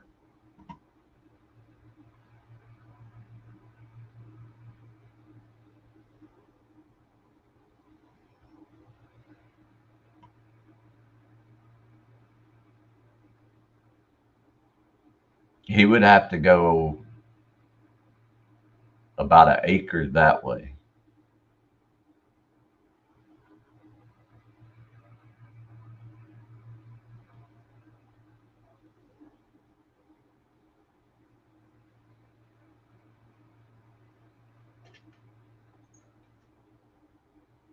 Podcast hosted by... Hey, Scotto, we've gotten like 15 memberships today. We've had some generous folks that I very much appreciate. Even GS11. By who I assume is the new Pope based on reading the first 2/3 of an article title that showed up in my phone the other day. How long is this bit going to go on for is my question. Exactly one more episode, Sophie. All right. I have slightly more bit to do here. Slightly I think more it's bit. for life, Uh-huh. right? Well, yeah, that is how it tends. Well, no, that one guy got to quit. The Nazi. Yeah, Nazis, famous quitters. So we are joined once again by Sophie Ray Lichterman and Blake Wexler, our guest for today. Blake, how you doing? I'm doing great. I can't wait to hear more about this guy. Yeah. Well, I can't wait to figure out my Pope name. You know, I've been thinking about it. Right. What am I going to do? You know, what am I going to? Who am I going to be as Pope? Because every Pope gets to pick a name. You're gonna be. You're gonna be Pope Sophie. No. I figured it out, Sophie. I think I'm gonna have a lot more fun if my Pope name is just the whole script to B movie. Oh my God. Just gonna really take that bit to its ultimate extent. Oh my Just God. destroy the computing systems at the Vatican. Oh my God. The entire Catholic Church's like online infrastructure falls apart. Jesus Priests Christ. with Chromebooks just lighting on fire in rectories. It's going to be beautiful. B movie, 90% improvised though, so I don't know how long the script is. Seinfeld did a lot of improv in that. I do know how long the script is because it's been printed on a number of T-shirts at this point. Oh my God, that's amazing. It's an older meme, but it checks out. So we're back and we're talking about the life of Carl Schmitt, arch theoretician of Nazism, well, of fascism in general too. We left things off on the eve of World War I. Our boy Carl is in love with a con artist, but his academic career is slowly starting to pick up steam. The way academic life works at this point is that he's basically locked in a series of unpaid internships and thus constantly begging his uncle and his rich friends, like the parents of his rich friends, for money. The Eisler family is his most reliable source of support. His whole goal, he says this often in his diary and when talking to Kari, he wants to get rich, right? He wants to be wealthy. And the way to do that, then, as a public intellectual, just like it is now, is to write a book, right? Now, today, you have to write the worst book ever, which gets harder every year because so many terrible books are written by public intellectuals every year. Back at this period of time, your book had to have a little more depth to it. And his first stab at this is a work called Word of the State. And that's the English translation. The German phrase that means word of the state is a reference to a concept in like German law of the state, in which the government and its rulers are constrained in what they can do to people by the law, right? So that's basically like that's the title of his book. And the purpose of this book is to try to figure out what makes a state legitimate, right? And its laws legitimate. Carl comes to define a legitimate state as a state with a constitution, not a state that does this or that, or that treats people a certain way, but a state that has like a set of listed rules that institutionalizes the relationship between power and right. Right? So how individuals are treated, whether they have rights, that doesn't matter. What matters is that the state spells out what it can and will do when and where, somewhere, right? That's the important thing. He includes a line in this work that I find fundamentally chilling. Quote, "Whatever it is that makes a person is determined by the legal system itself." And that's bad. It's going to lead you some dark places, Carl. Going to lead us all some very dark places, right? But it makes sense if you're coming to this idea that, like, yeah, the law determines ethics and reality, and thus the law determines what is a person, right? And can unperson people, which is sort of he's not writing about that at this point, but it's kind of the inevitable conclusion. It's like, well, if the law makes a person, the law can stop you from being a person. Individuals, correct, he argues, only, and when I say that, I think there's a degree of brilliance here. It's not that this is a good way to think about things, but this is accurate to the way states work already. As long as there have been states, this is how states have functioned, whether you like it or not, even our state. Right? All this bullshit that we have about natural rights and that there's inherent rights. No, you should know right now by watching the news, none of that means anything. The state and the people with guns within it determine what is treated as a person by the state. Now, this is going to get into some Todd content, actually, about force and he who wields the most force determines what the law is. I do not agree with it, but it shouldn't be held in the state by no means.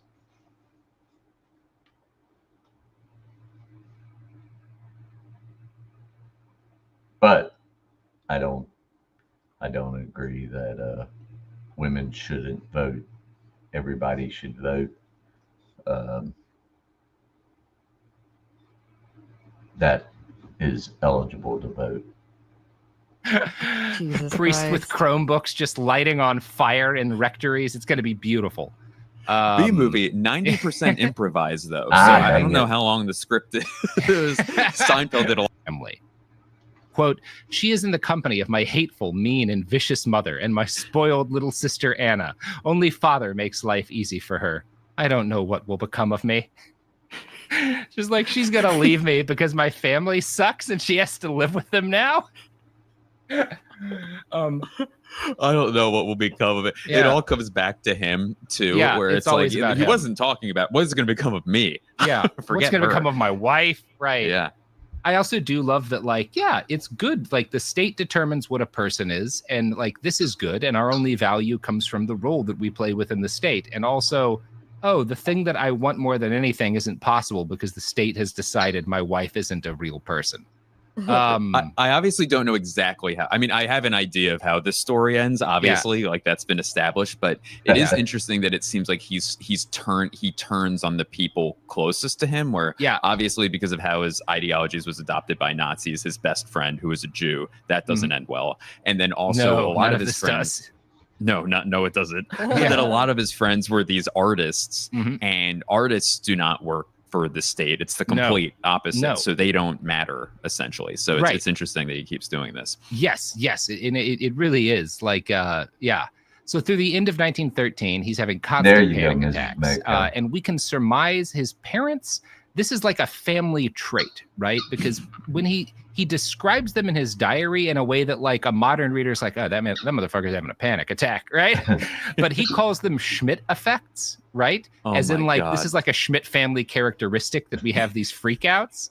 And it's like, oh yeah, okay, so your parents are like also have this problem, right? And they passed it on to you, and you think it's just you and your family, that you're the only people who have ever felt. Of course you do. In this period, it's 1913. Where would you have read about panic attacks? No, we just have heart attacks all the time. Yeah. When we get nervous, we all have heart attacks. It's a Schmitt thing. It's a we Schmitt have high thing. cholesterol. Yeah, we're the only ones who do this.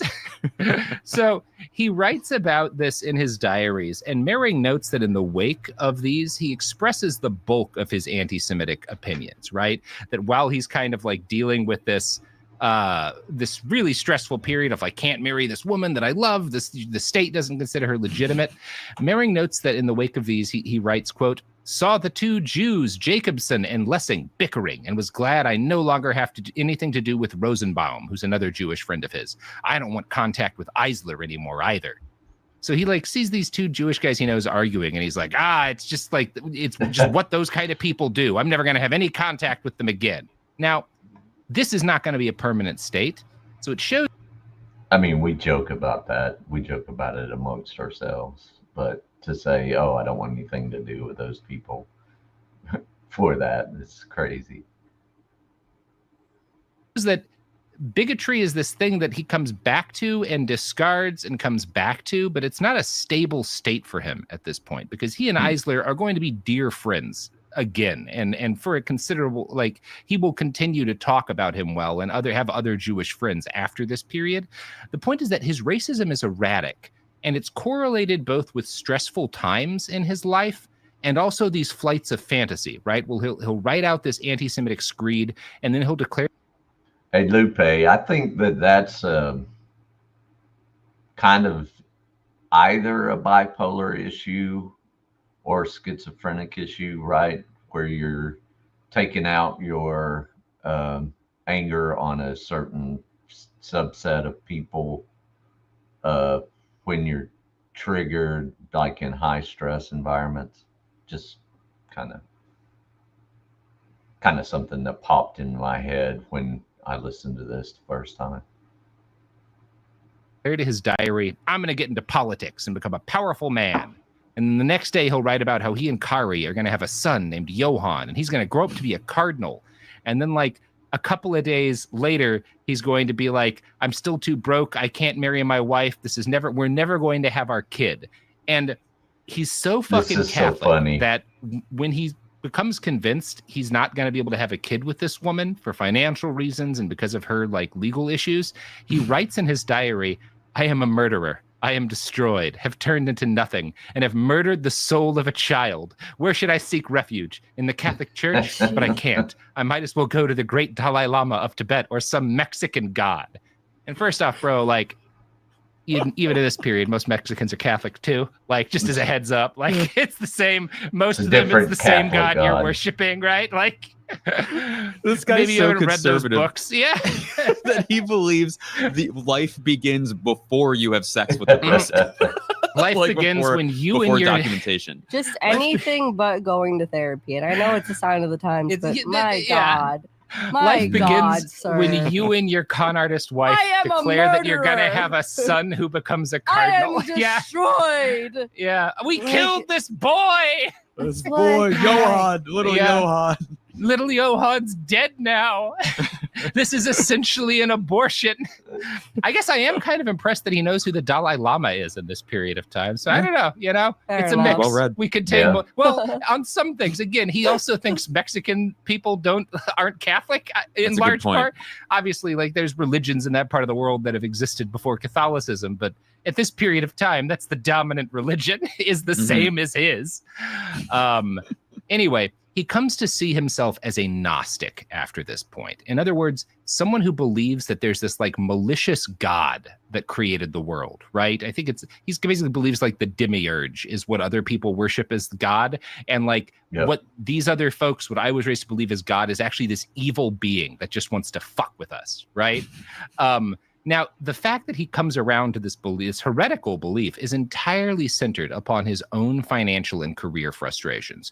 Right before the war breaks out, his wife gets caught shoplifting. Again, this lady, she's always stealing stuff. She's the best. She's the best. She gets caught stealing shit, and it causes like a year worth of problems for him because he can't afford to pay the and like he's just trying to keep her out of jail. So it's this whole constant like stressful issue on him. The fact that his wife got caught shoplifting, his con artist wife. And then what was that horrible phrase? Tingle tangle? What was Tingle it? Like, tangle girl. Yes. Right. Yes. His wife, the burlesque dancing con artist, is caught shoplifting, and it just fucks him up. And then while he's trying to deal with all of this, Archduke Franz Ferdinand gets shot in Sarajevo, and World War I starts winding up. Karl is 26 at the time that it becomes inevitable that Germany's going to, make some really bad decisions, along with everyone else. To be fair, Germany's bad decisions aren't unique in this period. Now, this is another massive moment for most future German fascists, but not for Karl. Karl is not a German patriot. Hitler is he's there when the Kaiser announces the start of the war in Berlin. There's pictures of him. You can find him in the crowd. And he's like enraptured. He describes this like religious experience. He's so overjoyed to be going to war on behalf of the fatherland. And Karl's like, fuck this illegal war. This is Prussian bullshit. The Prussians orchestrated all of this. The rest of us Germans want nothing to do with this. I certainly go to war with the French. My family's half French. Fuck these people. Fuck all of this. This is illegal as hell, right? So he is not at all. And in fact, he writes in his diary, I hope the French win. And he'll be doing that throughout the war. Like I just want the enemy to win. So this is done.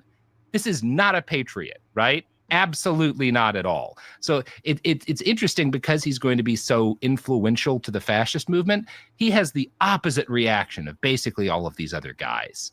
Now, that said, he knows the war is wrong and dumb, but he doesn't protest it. And he's not a conscientious objector.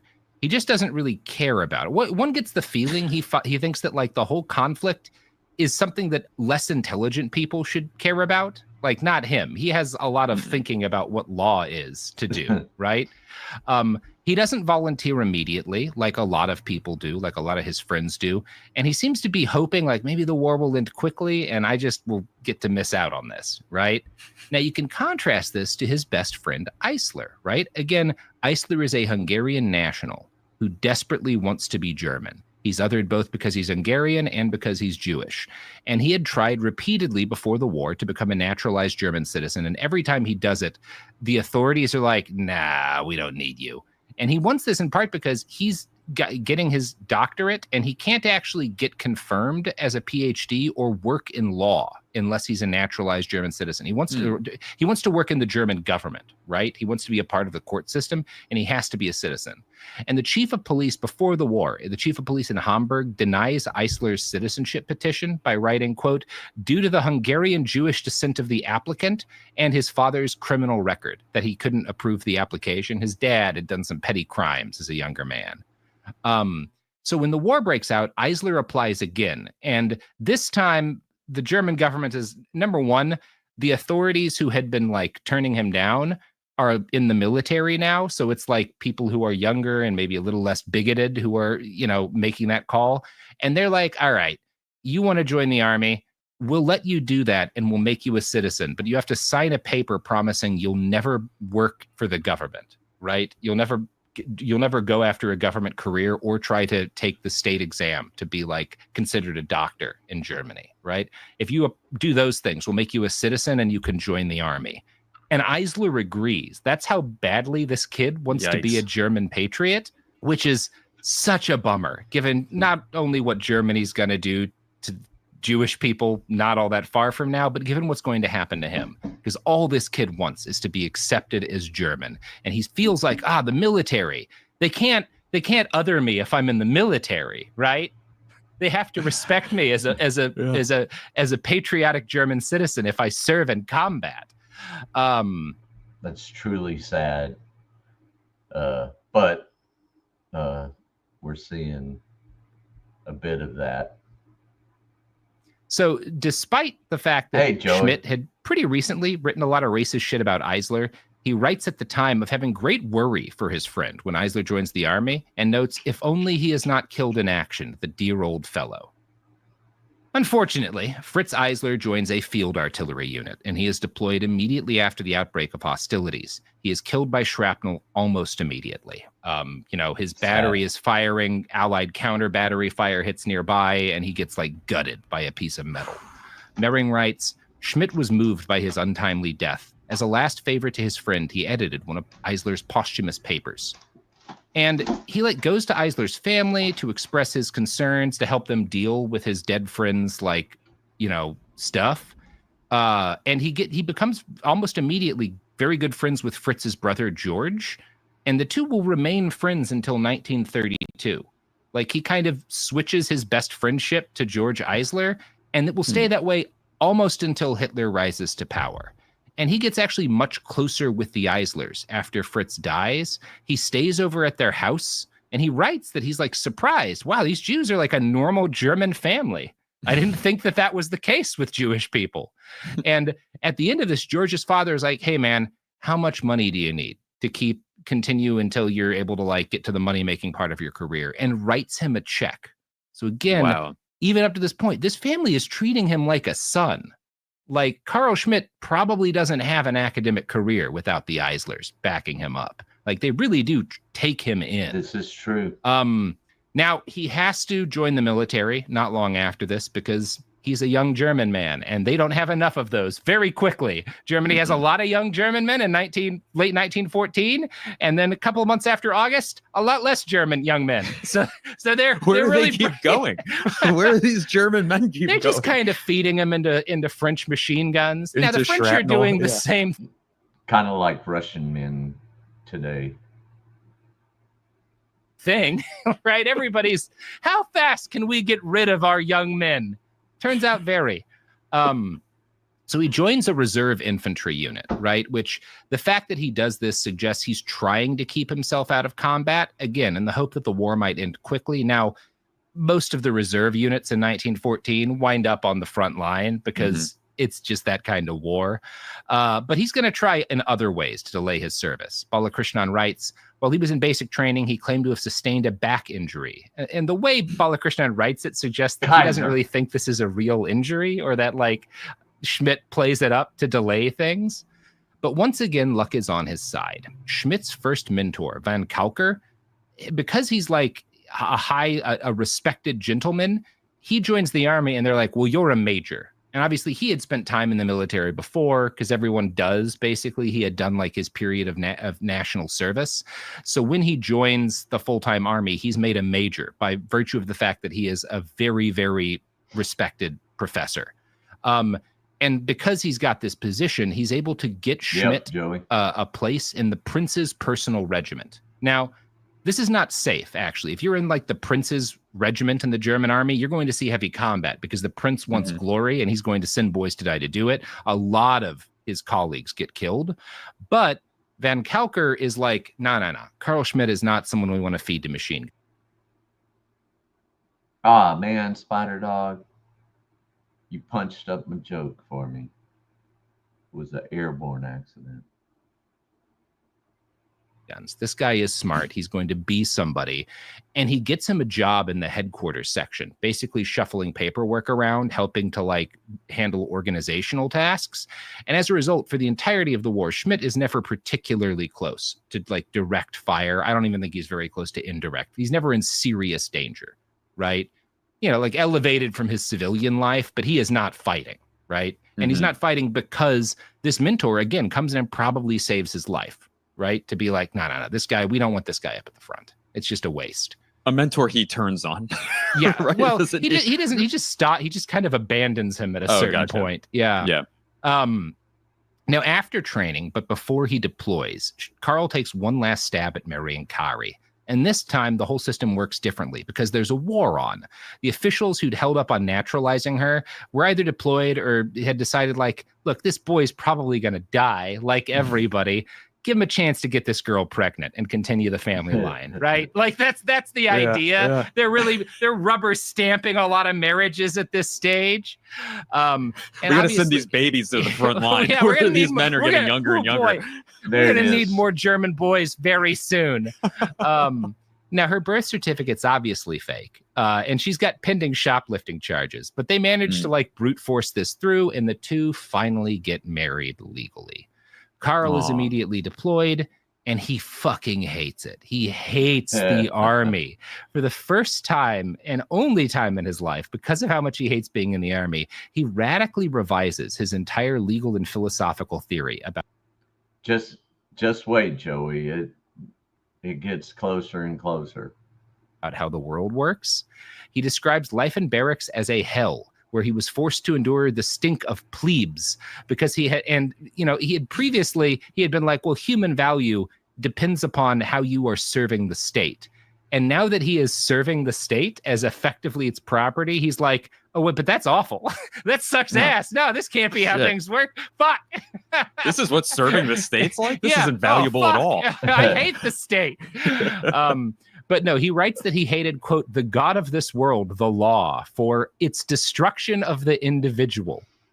Interesting. He's not going to stay consistent to this, but it is very funny to me that like the moment he's made to live with his beliefs, he's like, oh, well, obviously this is a terrible idea. Mm-hmm.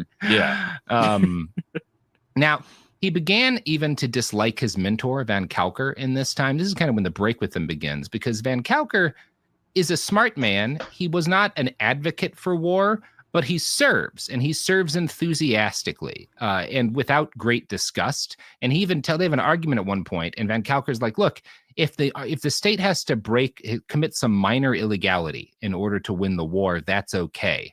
And Carl's like, what the fuck? That's not what you taught me at all. Like, this isn't how it's supposed to work.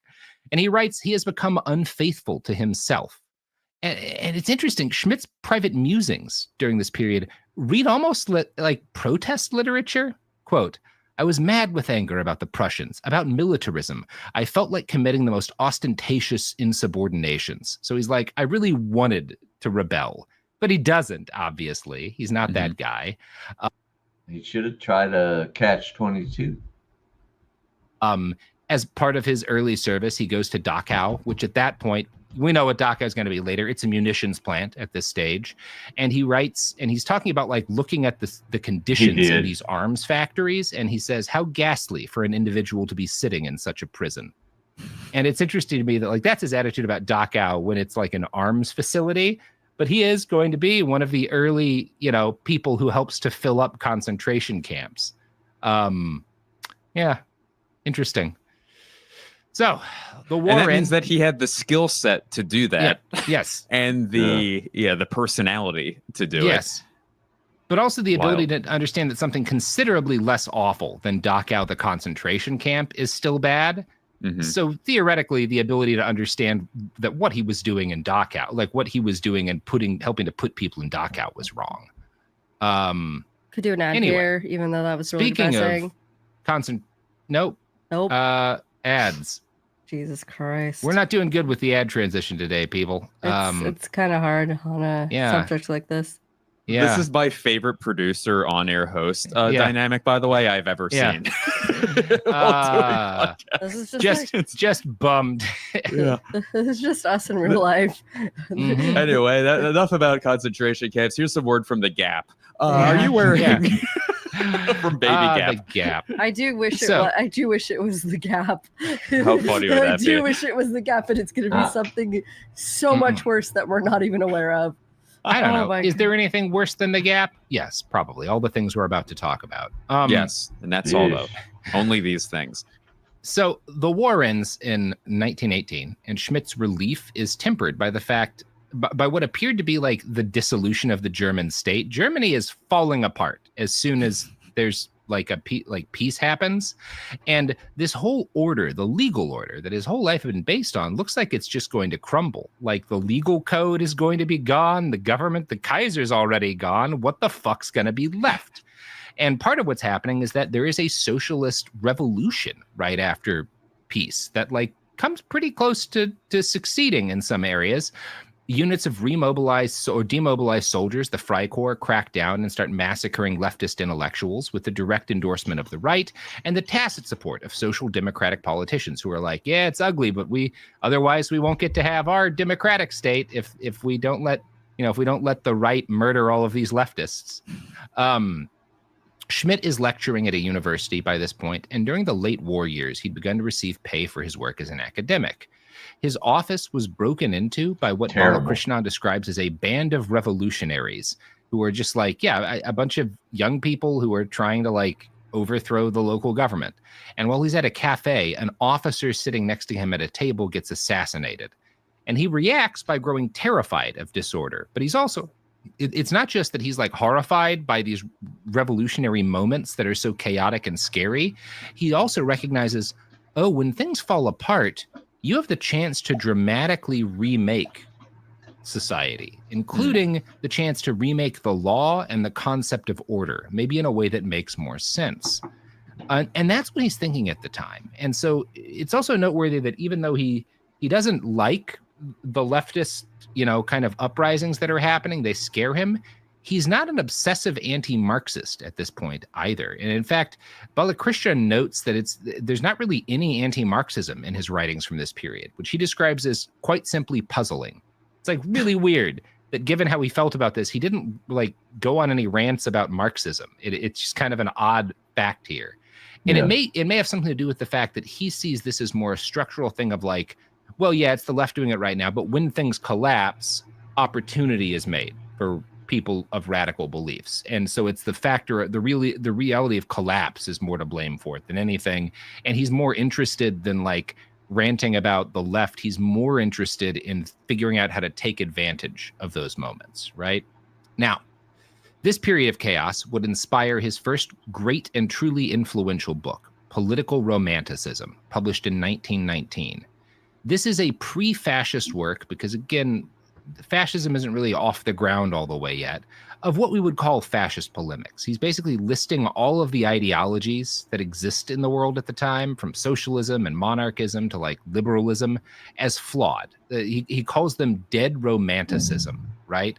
Like these are, and he calls conservatism that, right? Conservatism is just this dead romantic idea, right? He in fact expresses nothing but contempt for conservative reactionaries who in that period sought the Kaiser's return. So he's like, you're just looking back on a period that was never very good and you're not serious thinkers, right? But he's also looking at the liberals in Weimar and being like, well, you're idolizing this democracy that, number one, was birthed in blood, and number two, isn't going to succeed in fixing anything. Now, the core of Schmitt's rage is reserved not for the political class, but for the kind of bohemian artists and creatives who'd made up his pre-war friend and social circle. We might see this as an early attack on the same sort of like shallow Hollywood liberal elites that would become such a hallmark of conservative politics in our era. And I want to quote from an article on The Power of Carl Schmitt by Richard Cohen. Schmitt reduced and attacked all contemporary political alternatives to fascism, especially liberalism, but also socialism, as mere romanticism because of their attachment to free speech, discussion, and hence parliamentarianism, which Schmitt, owing to his decisionism, dismissed as empty chatter masking a deeper inability to decide. He labels such politics romantic for the same reason, because the romantics are essentially indecisive aesthetes, fluttering from one fashion to another, always stimulated and excited, but never committed and engaged. That's kind of interesting to me, that he's rejecting all of these different belief systems as based in sorts of fantasies about how things should be and not a real understanding of how people are, right? That's the conclusion he's come to at this point. Now he is a fantasizer Yes, Joey, you heard decisionism. himself. Correct. It's Yes. so interesting. We're like They all how are. prone he. I know, right? He's not the first fascist who's prone to fantasy. And no, it is interesting the contradictions with him. Of everything has to be rule of law. You know, like you are not a productive member of society unless you're serving the state. Also, you know, like my wife is a, you know, like she's Croatian, but she's a countess. She's a countess. Countess is It's also interesting. He has this experience of like, all that matters is what you do as part of the state. And then it's like, oh, wait, that sucks ass. And it's like, yeah, because you had a romantic view of what that meant that was proven wrong. And he's still attacking his enemies for being like romantics, but unable to see that strain in himself. and he's like a professor. Like that's not, Yeah, he's not yeah. serving the state either, you know, Yeah. like, so yeah, it's interesting. No, but again, he is always looking at people. He's always seeing real problems, like among this class of like artists and celebrities in Berlin. Yes, peace. Yes. He sees how kind of hollow their signaling at these democratic values are, and concludes the most important source of political vitality is the belief in justice and an indignation over injustice. He notes that what's important is not like how either of them are defined, but that they have a definition and stick to it. Like Schmitt, he's kind of got this Walter Sobchak from The Big Lebowski attitude of like, you got to have an ethos. It doesn't matter what it is, as long as you spell it out. Gotta have an ethos, man. Right? Yeah. This Just book, write it down. As long as it's written down, as long it can as be it's whatever the written hell you down, want. right? Yeah. This book marks the last time in his career that Schmitt centered ethics in any way. For the remainder of his decades as a jurist and legal philosopher, he is interested only in power. And as the post-war years become the 20s, Mussolini marches on Rome and fascism becomes the name on every tongue. Europe begins its slow drive to the brink, and Schmitt is initially distracted by the collapse of his marriage to an You mean ones and zeros, Jicky? Like someone we know?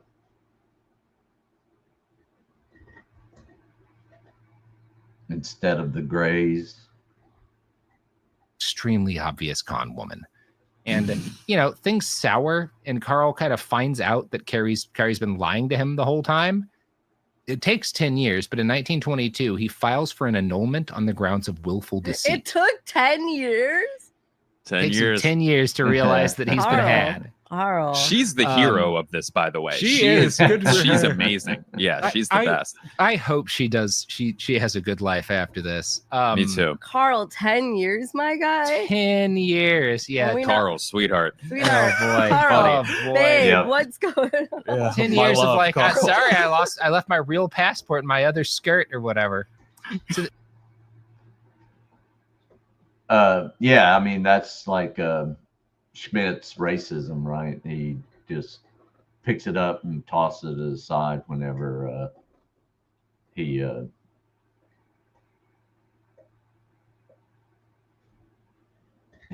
it's convenient for him.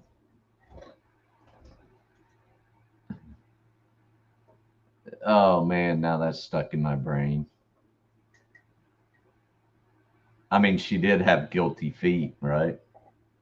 the Catholic Church is not thrilled with his annulment, and Carl proves his fundamental It's the messiness Catholic when Church. Oh, while he's getting annulled, while they're having like divorce proceedings in court, he meets this 19-year-old Serbian girl named Dushka, who's like the translator, who's like translating for his wife in court. And he classic starts story. dating her. Right. What is this, an episode of Sex and the City? Come on, I've Carl. heard this before. Man, yeah. Mehring describes Carl as living in a, quote, erotic state of exception, during which he continued to cheat with his second wife on multiple women, right? Like he's writing about the law. He's writing about like the importance of, you know, spelling out who you are and what you do and not deviating from it. And he is cheating on his second wife. And he keeps a diary. Again, this is another thing that fascists today all do. He keeps a diary of every time he comes. Like he's charting his ejaculations. he's like 40. This motherfucker would have been no fap so fucking hard, or like, I don't know, what is there, Speaker of the House who like talks about when he comes and doesn't with his son. Like they're all this guy. Don't do that. Don't do that. You don't need No. that data. Maybe if you were busy or paying attention to what was going on, Carl, it wouldn't have taken you 10 years. Mm-mm. God, stop. Just I'm gonna Stop. Just Just stop. Yeah, I was gonna go. Just stop. I was Cut it gonna out. go on a longer rant, but I remembered stop as a complete sentence. So Stop. he's gotten his marriage annulled to the con artist. He's dating a teenager. He's writing in a journal every time he comes. He's just living his Jesus best life. Christ. That journal may have sold better than that satire magazine. It's got to be in his letters. I mean, because it gets referenced by Mehring. And that wasn't one of the porn books that Hitler burned that Todd is so sure happened. I mean, he did burn porn, but he thinks that's the only reason he burned books. I really wish he just included an extensive quotation from it. Here's an excerpt. Yeah. As someone who washes their hands a lot, I hope he did, because ew. Nah, they didn't believe in that back then. I have terrible news. I guarantee you that he journal didn't. is. Yeah, sticky pages. Yeah, that was my. Unfortunately, that was my first thought. Yeah, no. So Schmitt, while this is all happening, after he gets divorced, he's watching the early days of the Nazi Party. Right, 22 is when he gets divorced. 23 is the beer hall putsch, which fails, and a lot of people think, well, that's it for them Nazis. And Karl is not initially interested in joining or supporting the movement. He's like, these people seem like yahoos. What he does do is increasingly analyze and start to pick out the obvious flaws in the democratic system of Weimar. And he begins to lay out in a book a theory for exactly why liberal democracy is doomed and how the right can take advantage of these fundamental holes in liberal democracy to smash liberalism, gain power, and destroy democracy. In 1923, the year of that putsch, Schmitt writes this about the post-war Wilsonian order imposed on Europe. The history of political and state theory in the 19th century could be summarized with a single phrase: the triumphal march of democracy. No state in the Western European cultural world withstood the extension of democratic ideals and institutions. And he writes this in like a mournful way, right? That it's almost like you can't stop it. And, you know, you've got Mussolini by this point in Italy, but Hitler is seen as like an upstart weirdo discontent. And there is this attitude that like democracy is obviously on the march. And Schmitt, he picks out, he's like looking at this the way fucking the rebels are looking at the Death Star plans, and he finds a vulnerability in liberal democracy that's easy to exploit. And he writes his next book about it. That book is called The Crisis of Parliamentary Democracy. And it comes out alongside economic and social chaos that's gripping Weimar, right? And I'm going to quote from Richard Cohen here. The new crisis of democracy, he argued, stemmed precisely from its victory over monarchy. During that struggle, democracy and liberalism were basically coextensive. To believe in popular sovereignty was to believe in the necessity of the replacement of absolute monarchy with a regime characterized by elections, free public debate, and legal rights. But in Schmitt's mind, this connection is far more historical happenstance than conceptual necessity, and that democracy, properly construed, cannot be seen as requiring rights and even universal suffrage in the way that liberals understand them. A government is democratic, Schmitt argues, if it bases its legitimacy on support from the people's will. But this depends on how you define the people and choose to assess their will. Every democracy depends on excluding some people, most notably foreigners, from participating in the selection of its leaders. That means, by definition, no democracy rests on universal human equality before the law. Sweet. Hope you get calls and you can play offers off of each other. Instead, the idea of equality in democracy really means equality amongst the people in a political community that shares a certain identity and core agreements. So we're talking about homogeny here.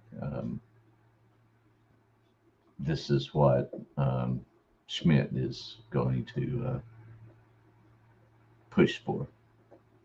There has never been a democracy that did not recognize the concept foreign and that could have realized the equality of all men, he wrote in a 1926 preface to the second edition of his book. Every actual democracy rests on the principle that not only are equals equal, but unequals will not be treated equally. Democracy requires, therefore, first homogeneity, and second, if the need arises, elimination and eradication of heterogeneity. Do you see what he's saying here? Son of a bitch. Yeah, right? Son of a bitch. Right? He is... A couple of things are fascinating to me. Number one, with the exception of the fact that he endorses this is... So, the Nazis are already postulating this theory, right? He's just putting it together in a academic sense. Robert's going to say this coming up, but is essentially how anarchists talk about borders, right? Every border, the maintenance of every border implies violence. And this is both physical borders, like the border between us and Mexico, and like what you're seeing right now with the attempt to legislate like what counts as a woman with all these anti-trans things. Both of those borders are maintained by men with guns, with violence. There's the threat of violence behind building every one of those borders. If you cross this border, or at least cross it in the wrong way, force will be used against you. Every democracy does this. And it does this not just in terms of who can enter the country, but who gets to vote.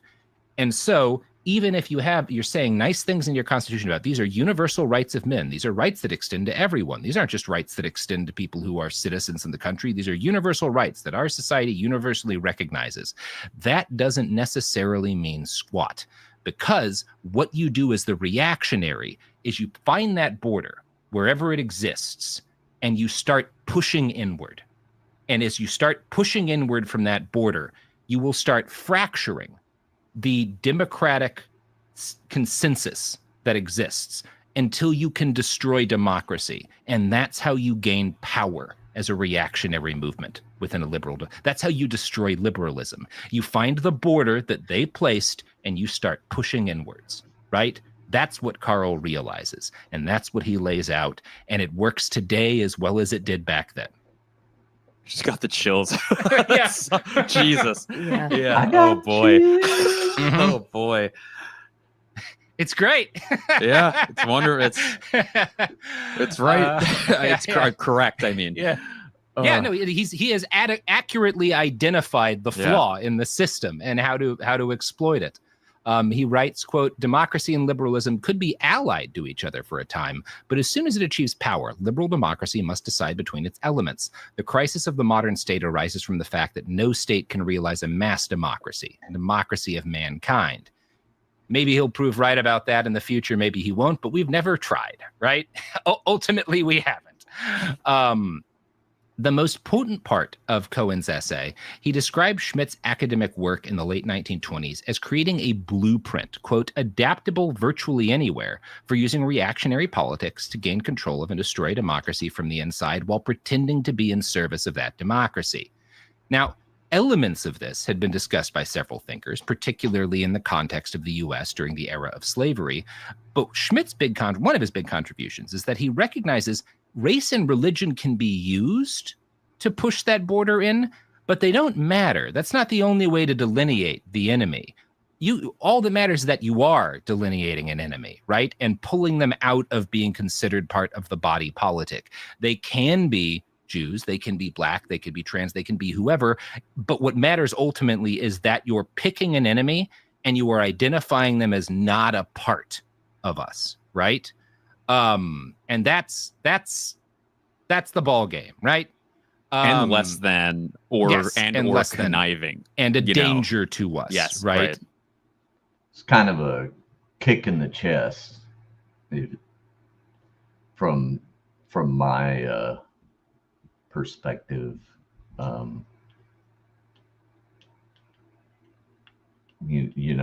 why I was so upset last night about what happened in DC.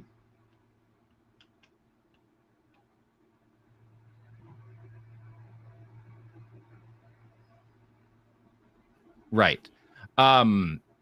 So Schmitt argued, not only that this is how you manipulate democracy, because unlike what liberals say, exclusion is at the core of democratic politics. He writes this in 1932 in a book considered to be perhaps the most important intellectual work of fascism's birth era, The Concept of the Political. Quote, every religious, moral, economic, ethical, or other antithesis transforms into a political one if it is sufficiently strong to group human beings effectively according to friend and enemy. So he has first this recognition of that, like, liberal democracy always draws a border. You start pushing in from that border. And then he refines this to the idea that, like, all politics is about defining friend and enemy, right? And that's how you gain power. And that's how you enshrine your power, right? And once you have identified a group of citizens as the enemy and you gain power, you exclude them from the franchise. You turn them into a domestic enemy, which you can then purge and destroy, and that's how you maintain power.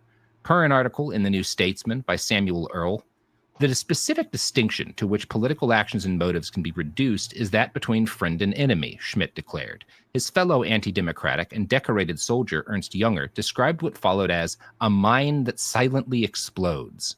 For Schmitt, the friend-enemy antithesis was integral for politics in three senses. The enemy needed to be something different and alien. Opposing such an enemy was the essence of identity, and, in the implicit combat that followed, these enemies posed an existential threat. The friend, enemy, and combat concepts received their real meaning precisely because they referred to the real possibility of physical killing, Schmitt wrote. War was therefore an ever-present possibility. And again, the Nazis are doing a lot of this before he writes about it. But number one, his initial work on sort of this strategy of how to push it on the border influences how the Nazis proceed. But also, he is explaining what they're doing in an intellectual way that is accurate, and doing so in a way that's also not ideological, in that he's explaining and describing an ideology, but he's not doing it as a Nazi propagandist. He's doing it as an academic, right? And he's doing it in a way that provides a blueprint for other people. That's such an interesting distinction between Yeah. him and Goebbels, where I feel Right, like that would right. be, you know, like kind of the, I don't want to say lazy because this is my, Yeah. I'm making the comparison, but like Right. my lazy comparison where it's like Goebbels, obviously, all right, it's propaganda, you know, like there's Mhm. more quote unquote spice Mhm. on it, where this with Schmidt, it's just, this is how it works. This is Why it works. Yeah. And this is why it will work. Yeah. And you do get kind of He's saying it's time to herd kitties to where he wants the kitties to go. at the end of this book, he does you get a hint of his developing ideology. And part of it, why he hates liberalism, is that liberalism is an onslaught against the political. It seeks to replace conflict, which he views as natural, with economic competition and, quote, perpetual discussion. And that this doesn't end in a better society, but like kind of a destruction of something important at the soul of humanity, right? Which is this crusade against an enemy, right? That we need this as people. We need to have enemies that which is a fundamental part of fascism, right? We need enemies in order to be fully human, like an enemy to fight, to destroy, to rally against. Now, Schmitt was not an early Nazi. He was not a particular admirer of Hitler. In the early 1920s, he described Hitler as a hysteric. In 1932, the same year he published the concept of the... I mean, if you watch him, hysteric is kind of a good descriptor. Political, he argued that the Weimar government could and should use the military to destroy Nazism. But as the Nazis began taking power, he changed his tune quickly from a mix of, he wants to protect himself. Schmitt changing his mind again, flipping. He likes Jews, he hates Jews. He likes Jews. He doesn't like the Nazis. He likes Weimar. Now he doesn't like Weimar. He likes the Nazis. It's something about these type of people, right? Hypocrisy is a very good descriptor. Himself, but most importantly, because high-ranking Nazis start to take him seriously as a thinker. And he had been doing okay, his books had been doing better, but he really starts to become famous because there's some high-up Nazis who like what he has to say. And his particular backer, the guy who's going to give him the opportunity to be the rich intellectual he's always wanted to be, right? Who's going to make his life possible, is Hermann Goering, right? Now, Goering is about to be, he's this World War I pilot, like a fighter pilot hero. He literally takes over like the Red Baron squadron after he gets like shot down. That's what Goering does in the war. He gets fucked up and horribly injured during the Munich beer hall putsch and addicted to painkillers. Relatable. Yeah, there it is. But when Hitler takes power, he's the Reichsmarshal, right? He's going to lose favor throughout the Third Reich, but he is on paper the guy who, if Hitler dies, is supposed to take over, right? So that's the degree to which like Goering is held in esteem at the start of the Reich. And he takes a liking to Schmitt's work. He's like, this guy gets it. This guy, and we need to bring this guy in and have him be like our court philosopher, right? He's kind of become, because Nazi intelligentsia had been following him for a while, he's a little bit of like a Curtis Yarvin figure, right? Where he doesn't really have as clear a goal as Yarvin does. But there are a lot of these guys who become Nazi intelligentsia who are following him for a while and respect him for a while. For his part, Karl's part, once it becomes clear that the Nazis are going to win, he's like, well, if some of these guys like me, I can get rich and powerful. That's what I've always wanted. So he starts sucking up, and he writes that Goering was the right type for these times. As he becomes a darling for the far Hypocrite. right, Schmitt continues to live a life well out of line with the stated morals of the movement for which he is becoming the chief intellectual theoretician. Per the Claremont Review of Books, guilt and eros combined for Schmitt in Carl Theodor Dreyer's silent movie, The Passion of Joan of Arc. With an almost sadistic use of close-ups, Dreyer depicts the doomed heroine, a daughter of God, charged with being a child of the devil, as she pleads that she has only fought for God and country. In 1928, Schmitt watched the film a dozen times. Mehring reports that on several occasions, in both Berlin and Rome, he picked up a prostitute to watch it with him. It seems that his longing for redemption from his own psychic turmoil fueled a need for a higher, absolute obligation, which could only come from a commitment to the law promulgated by God or by the state. So there's this attitude that like maybe it's because he's got this kind of compulsive sexuality that he can't just be like, people just fuck, you know? He has to like condemn himself and find absolution in this idea of law or the state as God, as representing some higher natural truth in order to gain absolution. It's also just funny that he's constantly watching this Joan of Arc movie while picking up prostitutes. Like, you want to go watch Joan of Arc?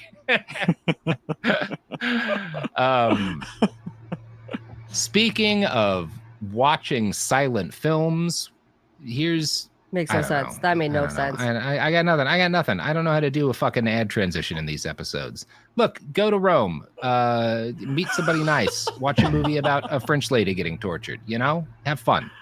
You become fake Pope once and you no longer know how to do an ad transition. Yeah. Well, the Fucked popes don't need ads because they have all That's that right. gold buried under the Vatican, Sophie. We're back, man. I wonder, they got to have a lot of gold buried under there, right? Like a crazy amount. Like, Oh, in the Vatican? Yeah. yeah, like enough to ruin the price of gold worldwide if they ever put it onto the market. Yeah. I don't think so, because there were so many different things where like things were getting stolen. I think they would have. There's probably secret gold, but I don't think There's it'd got to be secret gold. as obvious as there. But Well- what do they use for all the lawsuits? Like, it has to. Oh it has yeah, to be yeah, no, gold, that, right? they had to have had a lot lying around for that. Real estate. What if we all Naruto run into the Vatican archives and just try to like see what we can get? I would have so much fun going to the Vatican archives. Find the secret sequel to the New Testament where Palpatine returns. I'm excited. God. I think we can. Yeah, I'm glad he cuts them out on YouTube though. When I listen on when they come out on Spotify, he doesn't. Yeah, Palpatine returns in the third testament of the Bible. I think we can make this happen. So Yeah, use your new power as fake Pope. yeah, that's right. I'll tell the Swiss Guard to stand down. Yeah. Their goofy outfits. Their stupid ass outfits. I'll be right behind you as you do that. In April of 1933, Schmitt joined the Nazi Party officially. In May, he published an article that is generally considered to be the blueprint for the legal expulsion of German intellectuals who had unacceptable political or racial characteristics. Quote, "Germany has spat them out for all time," he said. And he's talking specifically about Albert Einstein, right? Schmitt authors the blueprint for kicking Einstein and other thinkers permanently out of the Reich, right? And describing them as enemies, right? And for him, this is a political term. And this is 1 year after he breaks off his friendship with Eisler. But he does write, you as an individual can be friends with someone who is a political enemy because, again, that's a political state. You have to treat them as an enemy when doing politics, but it doesn't mean you can't like them personally. Like socially. Yeah. But you're also accepting that it means killing them at a stage. So maybe you can't. I don't know, killing man. them politically. Yeah. Not Yeah. as friends. Yeah. Yeah. So Does that logic not check out? yeah, sure. I mean, as much as anything this fucker says does. So through most of the 20s, liberals and liberalism were the center of most of Schmitt's rhetorical ire. But Jews grew more central as time went on. Now, we've already covered that he certainly imbibed the racial anti-Semitism of the era, and he had occasional flings of bigotry during times of stress and depression. But he also spoke glowingly of several Jews in his life. Most crucially, he was completely dependent economically upon the kindness of a Jewish family who treated him as a second son, right? Like that's a big deal in this period of time, is that like there's this family that keeps him alive. But now that he was a prominent Nazi academic whose writings were not just cited, but were being used to make law under the Third Reich, he starts being critiqued by like Jewish academics. I mean, but this happens before the Third Reich is established. And this is part of like what radicalizes him, is that in the late 20s, when it becomes clear that he's like writing in favor of elements of fascism, there's several different Jewish academics critique his book, The Crisis of Parliamentary Democracy. And he goes on a rant and complains, 4 Jews against 1 Christian. They attack me in all the journals and no one notices what's going on. So that's a big part. If you're wondering, like, what's the missing piece here between him, like, dumping his Jewish friends and going full Nazi? Well, it's because some Jewish professors say mean things about this book he writes. Later that year, a Jewish professor was being considered for hiring by his university, and Schmitt wrote in to call his would-be colleague a disgusting, craven, dilettante Jew. So by the mid-20s, he's very consistently racist, but he's still friends with Eisler, right? Up until the 30s, and he's still able to make exceptions in his head. Unlike most Nazis, the justification he gives for his animus is not racial, right? He is someone who is like, I think his belief initially, at least, is that like, well, Jews can convert and stuff, and then I don't have to treat them that way. But his issue with them is that they tend to be liberal, right? And so he interprets the battle that he's laying out the lines, how you win a battle against liberal democracy. And he describes it as a battle against the Jewish spirit. Per an article by Benjamin Ballant for the Claremont. Nothing to do with weed. Review of Books. His friend-enemy distinction now fed into the contrast he drew between the homogeneous German Volk and the alien Jew. He hastily severed his friendships and associations with Jews, including his longtime publisher, Ludwig Feuchtwanger, and the young scholar of Hobbes and Spinoza, Leo Strauss, whom he had recommended to the Rockefeller Foundation for a scholarship.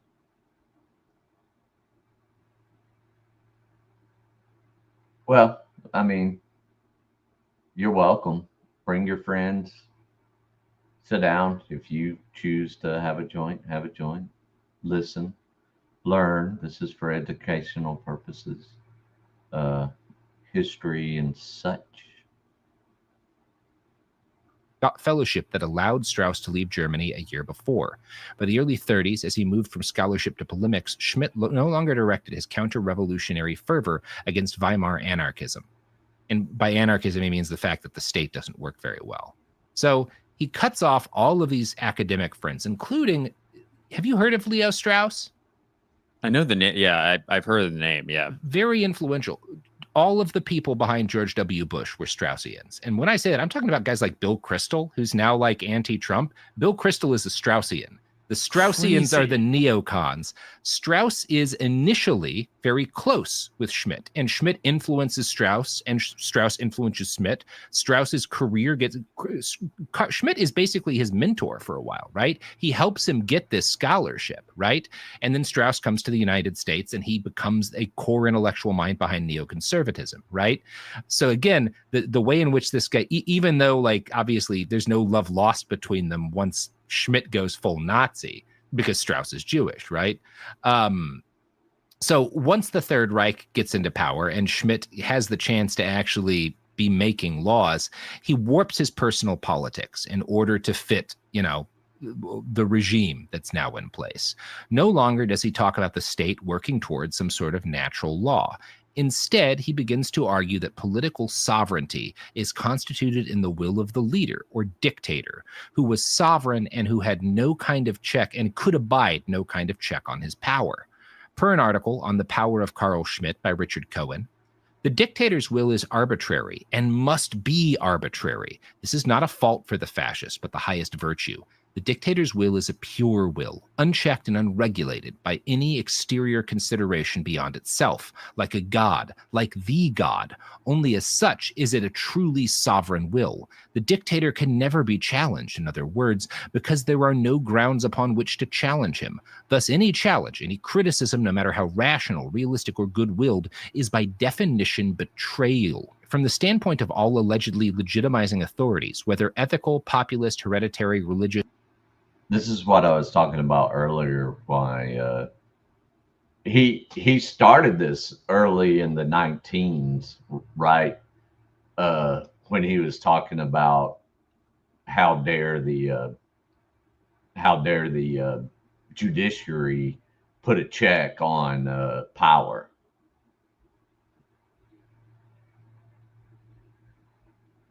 Just aesthetic, utilitarian, economic, or what have you, the dictator's decision is beyond reproach. Force, power, and might are the dictator's first and final resort, and submission is the only appropriate response. Rule, call it law or not, is to dictate order and command, thus the ubiquitous military trappings of fascism, however ludicrous. The dictator wearing battle fatigues or dress uniforms adorned with medals, the pomp and ceremony, the military parades, and the displays of weapons in times of quiet as well as war. Without criteria or standards, the dictator is sovereignty itself, no matter what he says or does, precisely in what he says and does, as he says and does it, always at the moment of his willing. So he's gone from the only legitimate states have a constitution that lays out what the rules are, and they follow that constitution. And law is always Peace. It's hard to say with him what he truly believed, since he was an opportunist at best, but he was willing to sell out and potentially have his Jewish friends murdered. I'm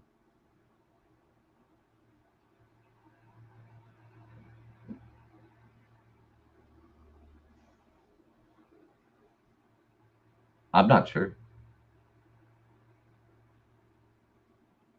working towards some sort of natural law. To the law is whatever the leader says it is, right? Human will creates law, right? The will of a specific human put in charge of a people creates law, right? That's where Schmitt has ended. You know, now that democracy has been destroyed, now that Hitler's in power, and he's working backwards to a degree at this point from the fact that Hitler has taken power, right? But this is, again, like he's kind of describing what's happening to some extent after the fact, but he's also, he comes to understand and justify sovereignty as the permanent state of emergency or a state of exception, right? Fascism is like the normalization and legalization of arbitrary power. So we even do see some of like his early thinking on like how judges work and the kind of arbitrariness at the center of the legal system. Like this is where he winds up, right? That this is kind of the ultimate political system. It is interesting too, where he would talk about how like democracy was, you know, it only works because of the eventual force that can be applied, you know, where there it's eventual. With a dictator just wearing fatigues, dressed like a general, you know, with the military parades. It's not implied, it's not eventual, it's immediate, you know? Yes. It's a very, the imagery really drives it home. Yes. More so, right? Yeah. And thanks to Goering's influence, he gets made president of the Union of National Socialist Jurists. In 1934, after the Night of Long Knives, Schmitt plays a role in justifying and legitimating what had happened. You know, this looks like and is an illegal series of murders committed, you know, to settle political scores. But Schmitt argues this is actually perfectly legal, right? He publishes an article called "The Führer Protects the Law," which argues that what Hitler had done was the highest justice available, right? Quote, "The Führer protects the law against the worst forms of abuse. When in the moment of danger, he immediately creates law by force of his character as Führer, as the supreme legal authority."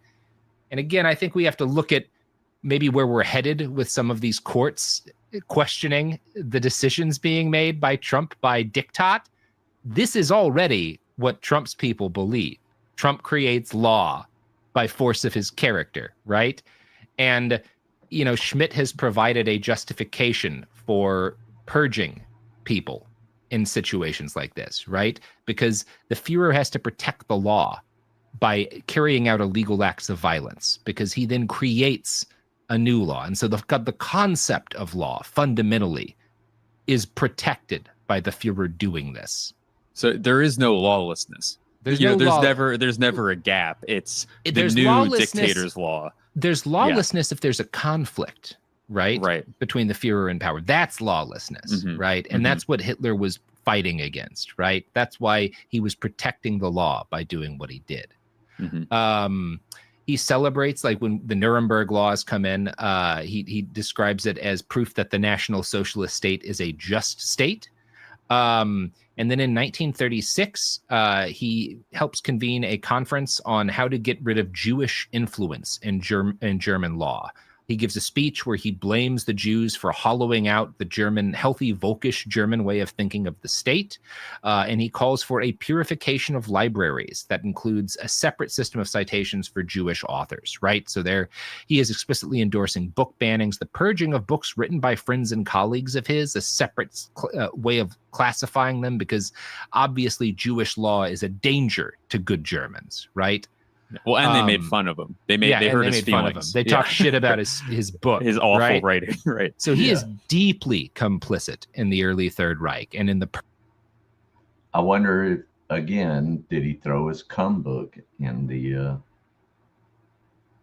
fire? He, back to his hypocrisy. Purging of intellectuals and people getting put. He's incredibly complicit in all of this. Now, unfortunately for Schmitt, this in 1936, this speech he gives is going to be like the high watermark of his power in the Third Reich, because once the Nazis are running everything, they're like, we don't really need an academic with a mind of his own, right? Yeah, we got it. We've got it now. We're done thinking, And this guy, he's not really loyal to Hitler, right? So in December of 36, the SS newspaper publishes a hit piece on him, accusing him of being a Hegelian, which is basically true, and a false anti-Semite, which really isn't. He talked to friends about like fleeing Germany. He was like, maybe I need to leave. Maybe this is dangerous, but it's not something he ever seriously considered. And he does have some defenders who will be like, well, look, he thought about leaving. And like, I don't know if that counts to me. Hannah Arendt would later write about Schmitt's ouster from the Nazi Party as a fairly standard move, the replacing of sympathetic but skilled people with toadies who are utterly loyal to the system, even if they're not very good at anything. Quote from Arendt, and this is, I think, an important one, especially for right now. Totalitarianism in power invariably replaces all first-rate talents, regardless of their sympathies, with those crackpots and fools whose lack of intelligence and creativity is still the best guarantee of their loyalty. Not at all. Nothing familiar there. No, I'm not picking up on. Yeah. What an old any idea. Common themes. Yes. What an ancient so idea dated. Hannah had. Now, Schmitt is never hounded by the regime or punished. He's never in serious danger. He's out of any kind of inner circle here. He's on the kind of the outskirts looking in again, but he maintains his position. He keeps being employed at the university. He's a prominent academic, and he lives well up and through most of the war years. But by the time the war ends and the Allies begin to occupy the ruins of the Third Reich, his last public identity had been as a Nazi intellectual who was participating in the purging of intellectuals. And so he gets arrested by the Americans in September of 1945. He's locked up for like a month or so. And, he's trying to put a brave face on it. He tells his wife, like, I'm not going to collapse like some of these other guys who killed themselves or whatever. Like, I'm going to hold up, they'll realize I'm not guilty of anything. And unfortunately, he's kind of right. He gets released. He gets arrested again in March and April of 1947. And he's brought to Nuremberg, where he gets interrogated by the U.S. Chief Counsel at Nuremberg, Robert Kempner, 4 times over the course of about a month or so, 5 weeks. And, he's basically, Kempner's trying to figure out, is there anything we can go after this guy for? Like, how much is he responsible for? How many crimes did he directly commit? And Schmitt is like, look, I wasn't trying to support all the horrible things the Nazis do. You know, I'm not a Nazi ever, really. I'm an intellectual adventurer. That's how he describes himself. Is like, look, I was just asking questions. Yeah, he's such a piece of shit. We should have shot this guy in the fucking face. Immediately. I want to read a little transcript of his interview with Kempner that makes for fascinating reading. Because this is Kempner being like, what the fuck do you mean by intellectual adventurer? I wanted to give the term National Socialism my own meaning, Schmitt said. Kempner, Hitler had a National Socialism and you had a National Socialism. Schmitt, I felt superior. Kempner, you felt superior to Adolf Hitler.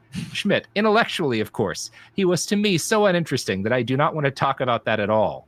When did you renounce the devil? Kempner asked. 1936. And I believe that he didn't like Hitler, right? Because he's never an intellectual respecter of Hitler particularly, but this is bullshit, right? Like you participated in purging your colleagues. You were so psyched that people were listening to you. That's all that matters. You only renounced the devil because the SS got angry at you and you lost your influence, right? Like this man never had a change of heart. I'm thinking of who Schmitt, I might be getting ahead of ourselves, of who he would favor out of a Hitler and then you have a Trump. Like, who was the ideal? I think it might be Putin might be the ideal one for him. Fascinating that you bring that up. This brief after-war period marked the last time Schmitt would discuss his support of the Nazis directly. He returned to Plettenberg and continued to write, although he was fired from his professorship. He found no trouble getting published, though, and once around 20 years had passed, his name starts getting tossed around by conservative intellectuals around the world, first in whispered tones, but then in an increasingly brazen manner. Schmitt dies in 1985, and he lives to see the beginning of his second rise to prominence. And one of them, you've heard of Marine Le Pen over in France. She just got incarcerated for a bunch of shit, but she's like the leader of their fascist party. Her father founded the party.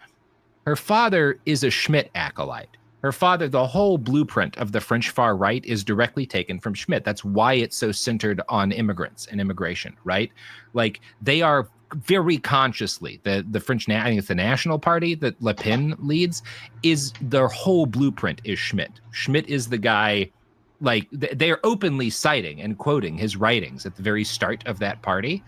Now, more to the point, there's another fella who becomes one of his acolytes who like finds Schmitt's writing and is like, oh, this is a really good blueprint for how to get in power as a reactionary movement and destroy a nascent liberal democracy. And that guy is named Alexander Dugin. Now, Dugin is an ultra-nationalist who is seen as the primary political philosopher of the Russian New Right, and he's often called Putin's court philosopher, right? These ideas are also a major backbone of how Putin gets into power, of like the these titles, court philosopher, is just crazy to me that it's still used. Strategy he uses and how a lot of his adherents and the new Russian New Right see what they're doing. He's in the French far right. He's in the Russian far right that kind of coalesces around Putin. And in the US, the main vehicle for Schmitt's ideas getting into the halls of power is through the work of a thinker who had once been his colleague, Leo Strauss. Strauss, a Jewish scientist, fled to France when Hitler took power on a Rockefeller scholarship, and Carl Schmitt had been his advisor. There's a very good piece in the website LibMod that traces out the connections here. There are very close ties between the conservative political scientist Patrick Dienan, Catholic University of Notre Dame, Indiana, Strauss adept and winner of the Leo Strauss Award for Best Dissertation, and Vice President J.D. Vance.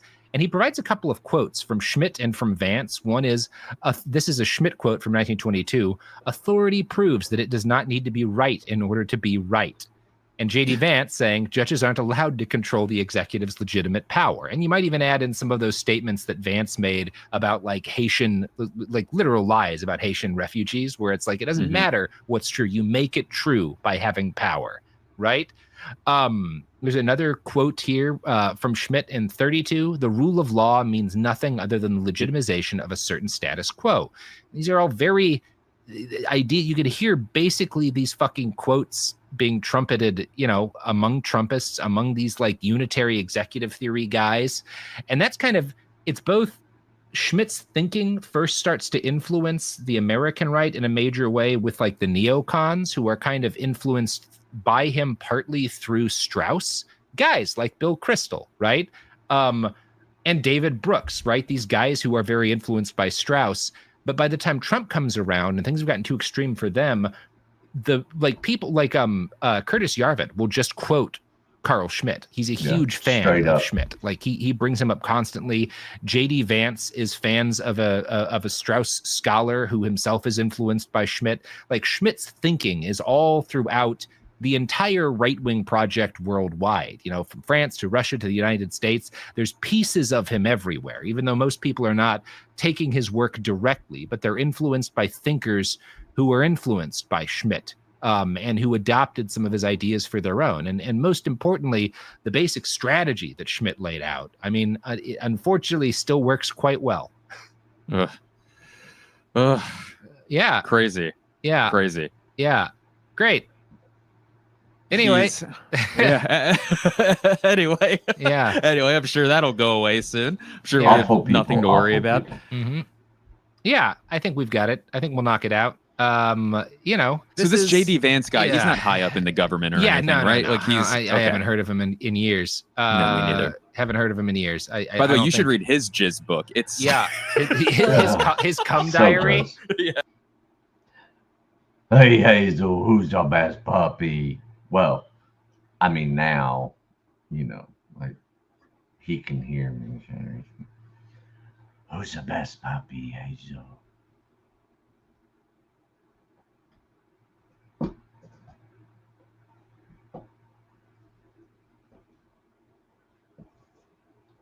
It's fantastic. Oh man, yeah, the JD Vance cum diaries, a real, quite a publication. Yeah, it is. It is. Yeah. Well, I don't know. How are you feeling at the end of this, Blake? Well, I mean, bad, but I do also feel like I learned a lot. It does explain. It is very interesting to learn how we got to where we are today. Yeah. And the scariest part is, or one of the many scary parts, is that people, it's not hidden anymore. You know, yeah. And even with JD Vance, you don't have to go on a long sleuthing trip to figure out that he is a Schmitt guy. It's what, 1 degree of separation, a Strauss away. Yeah, maybe. Yeah, a Strauss degree. And some people are, like you said, just outright quoting Schmitt, like Yarvin, who's also connected to Vance. And yeah, it is interesting that like in an earlier era, these neocons who now in a lot of cases have aligned themselves with anti-Trump stuff are still, they're the guys who are first pushing unitary executive theory, which is like what leads to the president's basically a king, right? Like that's the end result. And Strauss is a big influence on them there, right? And then we get to this point where you don't have to just quote Strauss. You don't have to water it down at all. You can just go pure Schmitt, baby. Yeah, that's right. Right to the source. Yeah. I wonder, I guess my question for you is, I wonder how much Schmitt would value an outwardly intelligent dictator, and if he would even necessarily see value in that, where, you know, Hitler was incredibly charismatic. Obviously no one would say that he was a fucking genius. I mean, Schmitt wouldn't say that he was a genius.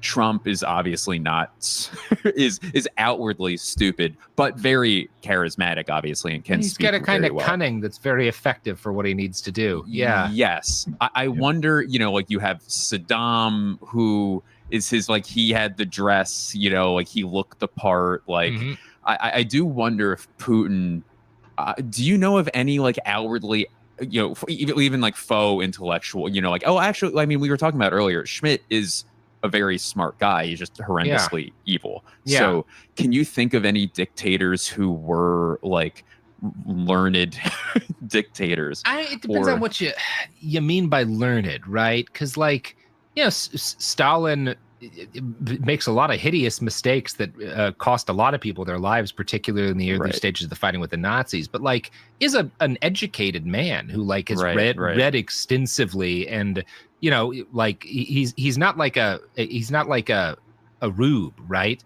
You know, Tito I don't know nearly as much about his actual education, was clearly an incredibly intelligent person, right? Just the degree of success he had both as a dictator and as an insurgent leader, presumably like Fidel Castro, right? That's a smart man, right? Yeah, that's a good man point, who yeah. has a great degree of cunning, and understanding. And I do think there are very smart people around.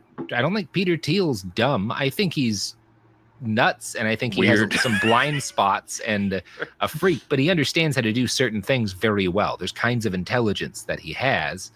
I think Trump has kinds of intelligence. He's been working at this for 20 something years. So Yeah. I don't know, like learned, I guess the answer is they tend to learn the things they need to learn to get where they want to go, right? Yeah, they have expertise. Right. Does Donald Trump, does he have a great knowledge of all of the things that, you and I might respect being informed of? No, but he knew enough to figure out how to dismantle democracy, and how to get people around him who knew more about it, right? And so I guess I'd say dictators tend to be learned in the things they need to be learned in to become dictators. Right. No, I think that's perfectly put. Yeah. Yeah, I agree with that. Yeah. Anyway. Wow. Is this how all these episodes Yes. end? Yes. Jesus Christ. Just us mumbling to ourselves. Fuck. I don't know what God the fuck damn to it. do. All right, that's that one. So how's everybody doing? You doing all right? It's a pretty terrible person,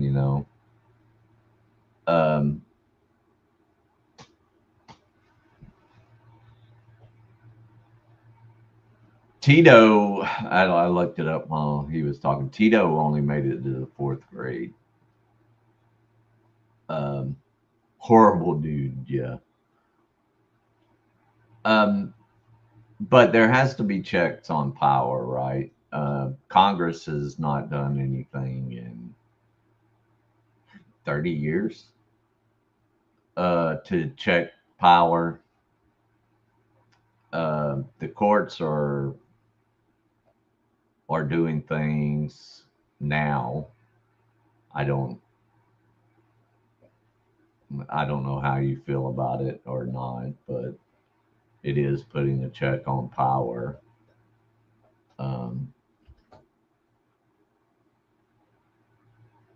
Yeah, Jicky, it is.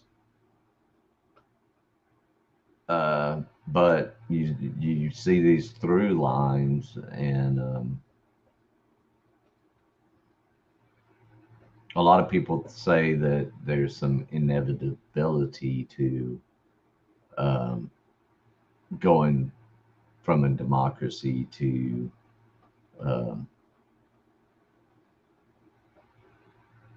a dictatorship or communism or a monarchy. It's usually harder to go to a monarchy, but the use of force, the force lying exclusively in the government, when your Second Amendment has been allowed to be eroded for 80 years, no, 100 years, since the 20s. So it is.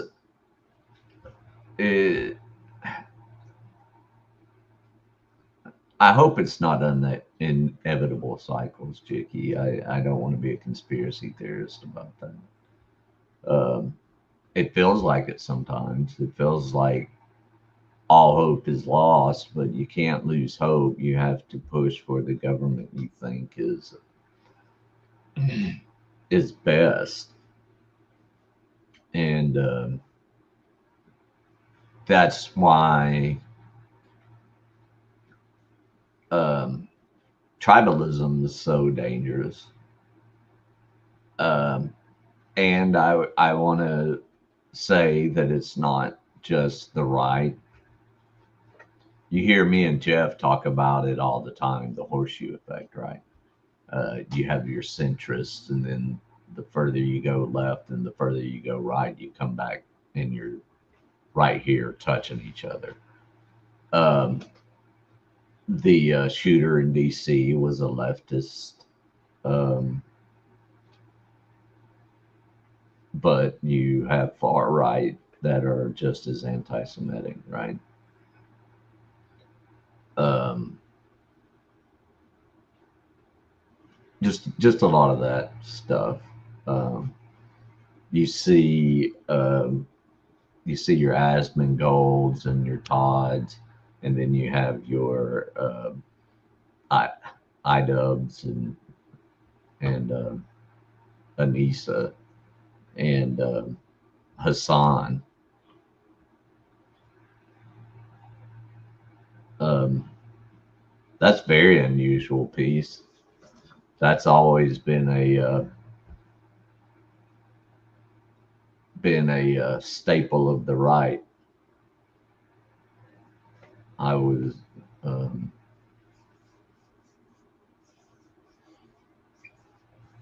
my parents did the March on Washington for Life in the '80s and all that stuff, and it was a crazy time. Lots of doctors assassinated, and oh yeah, that's right.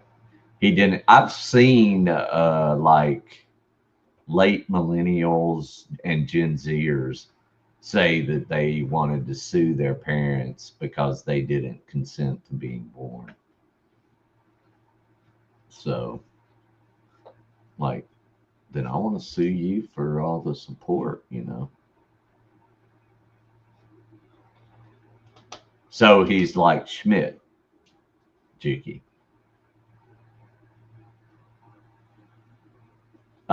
Eric Rudolph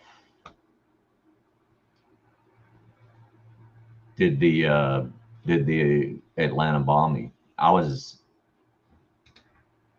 Um, I was at the games the day before that. And I mean, everybody was at the games, but you know.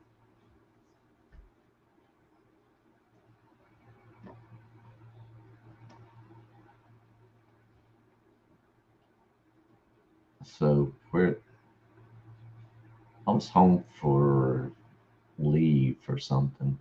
I don't know. Anywho, see what Jeff has planned, and hopefully we have the Streamlabs stuff worked out and can have fun with that.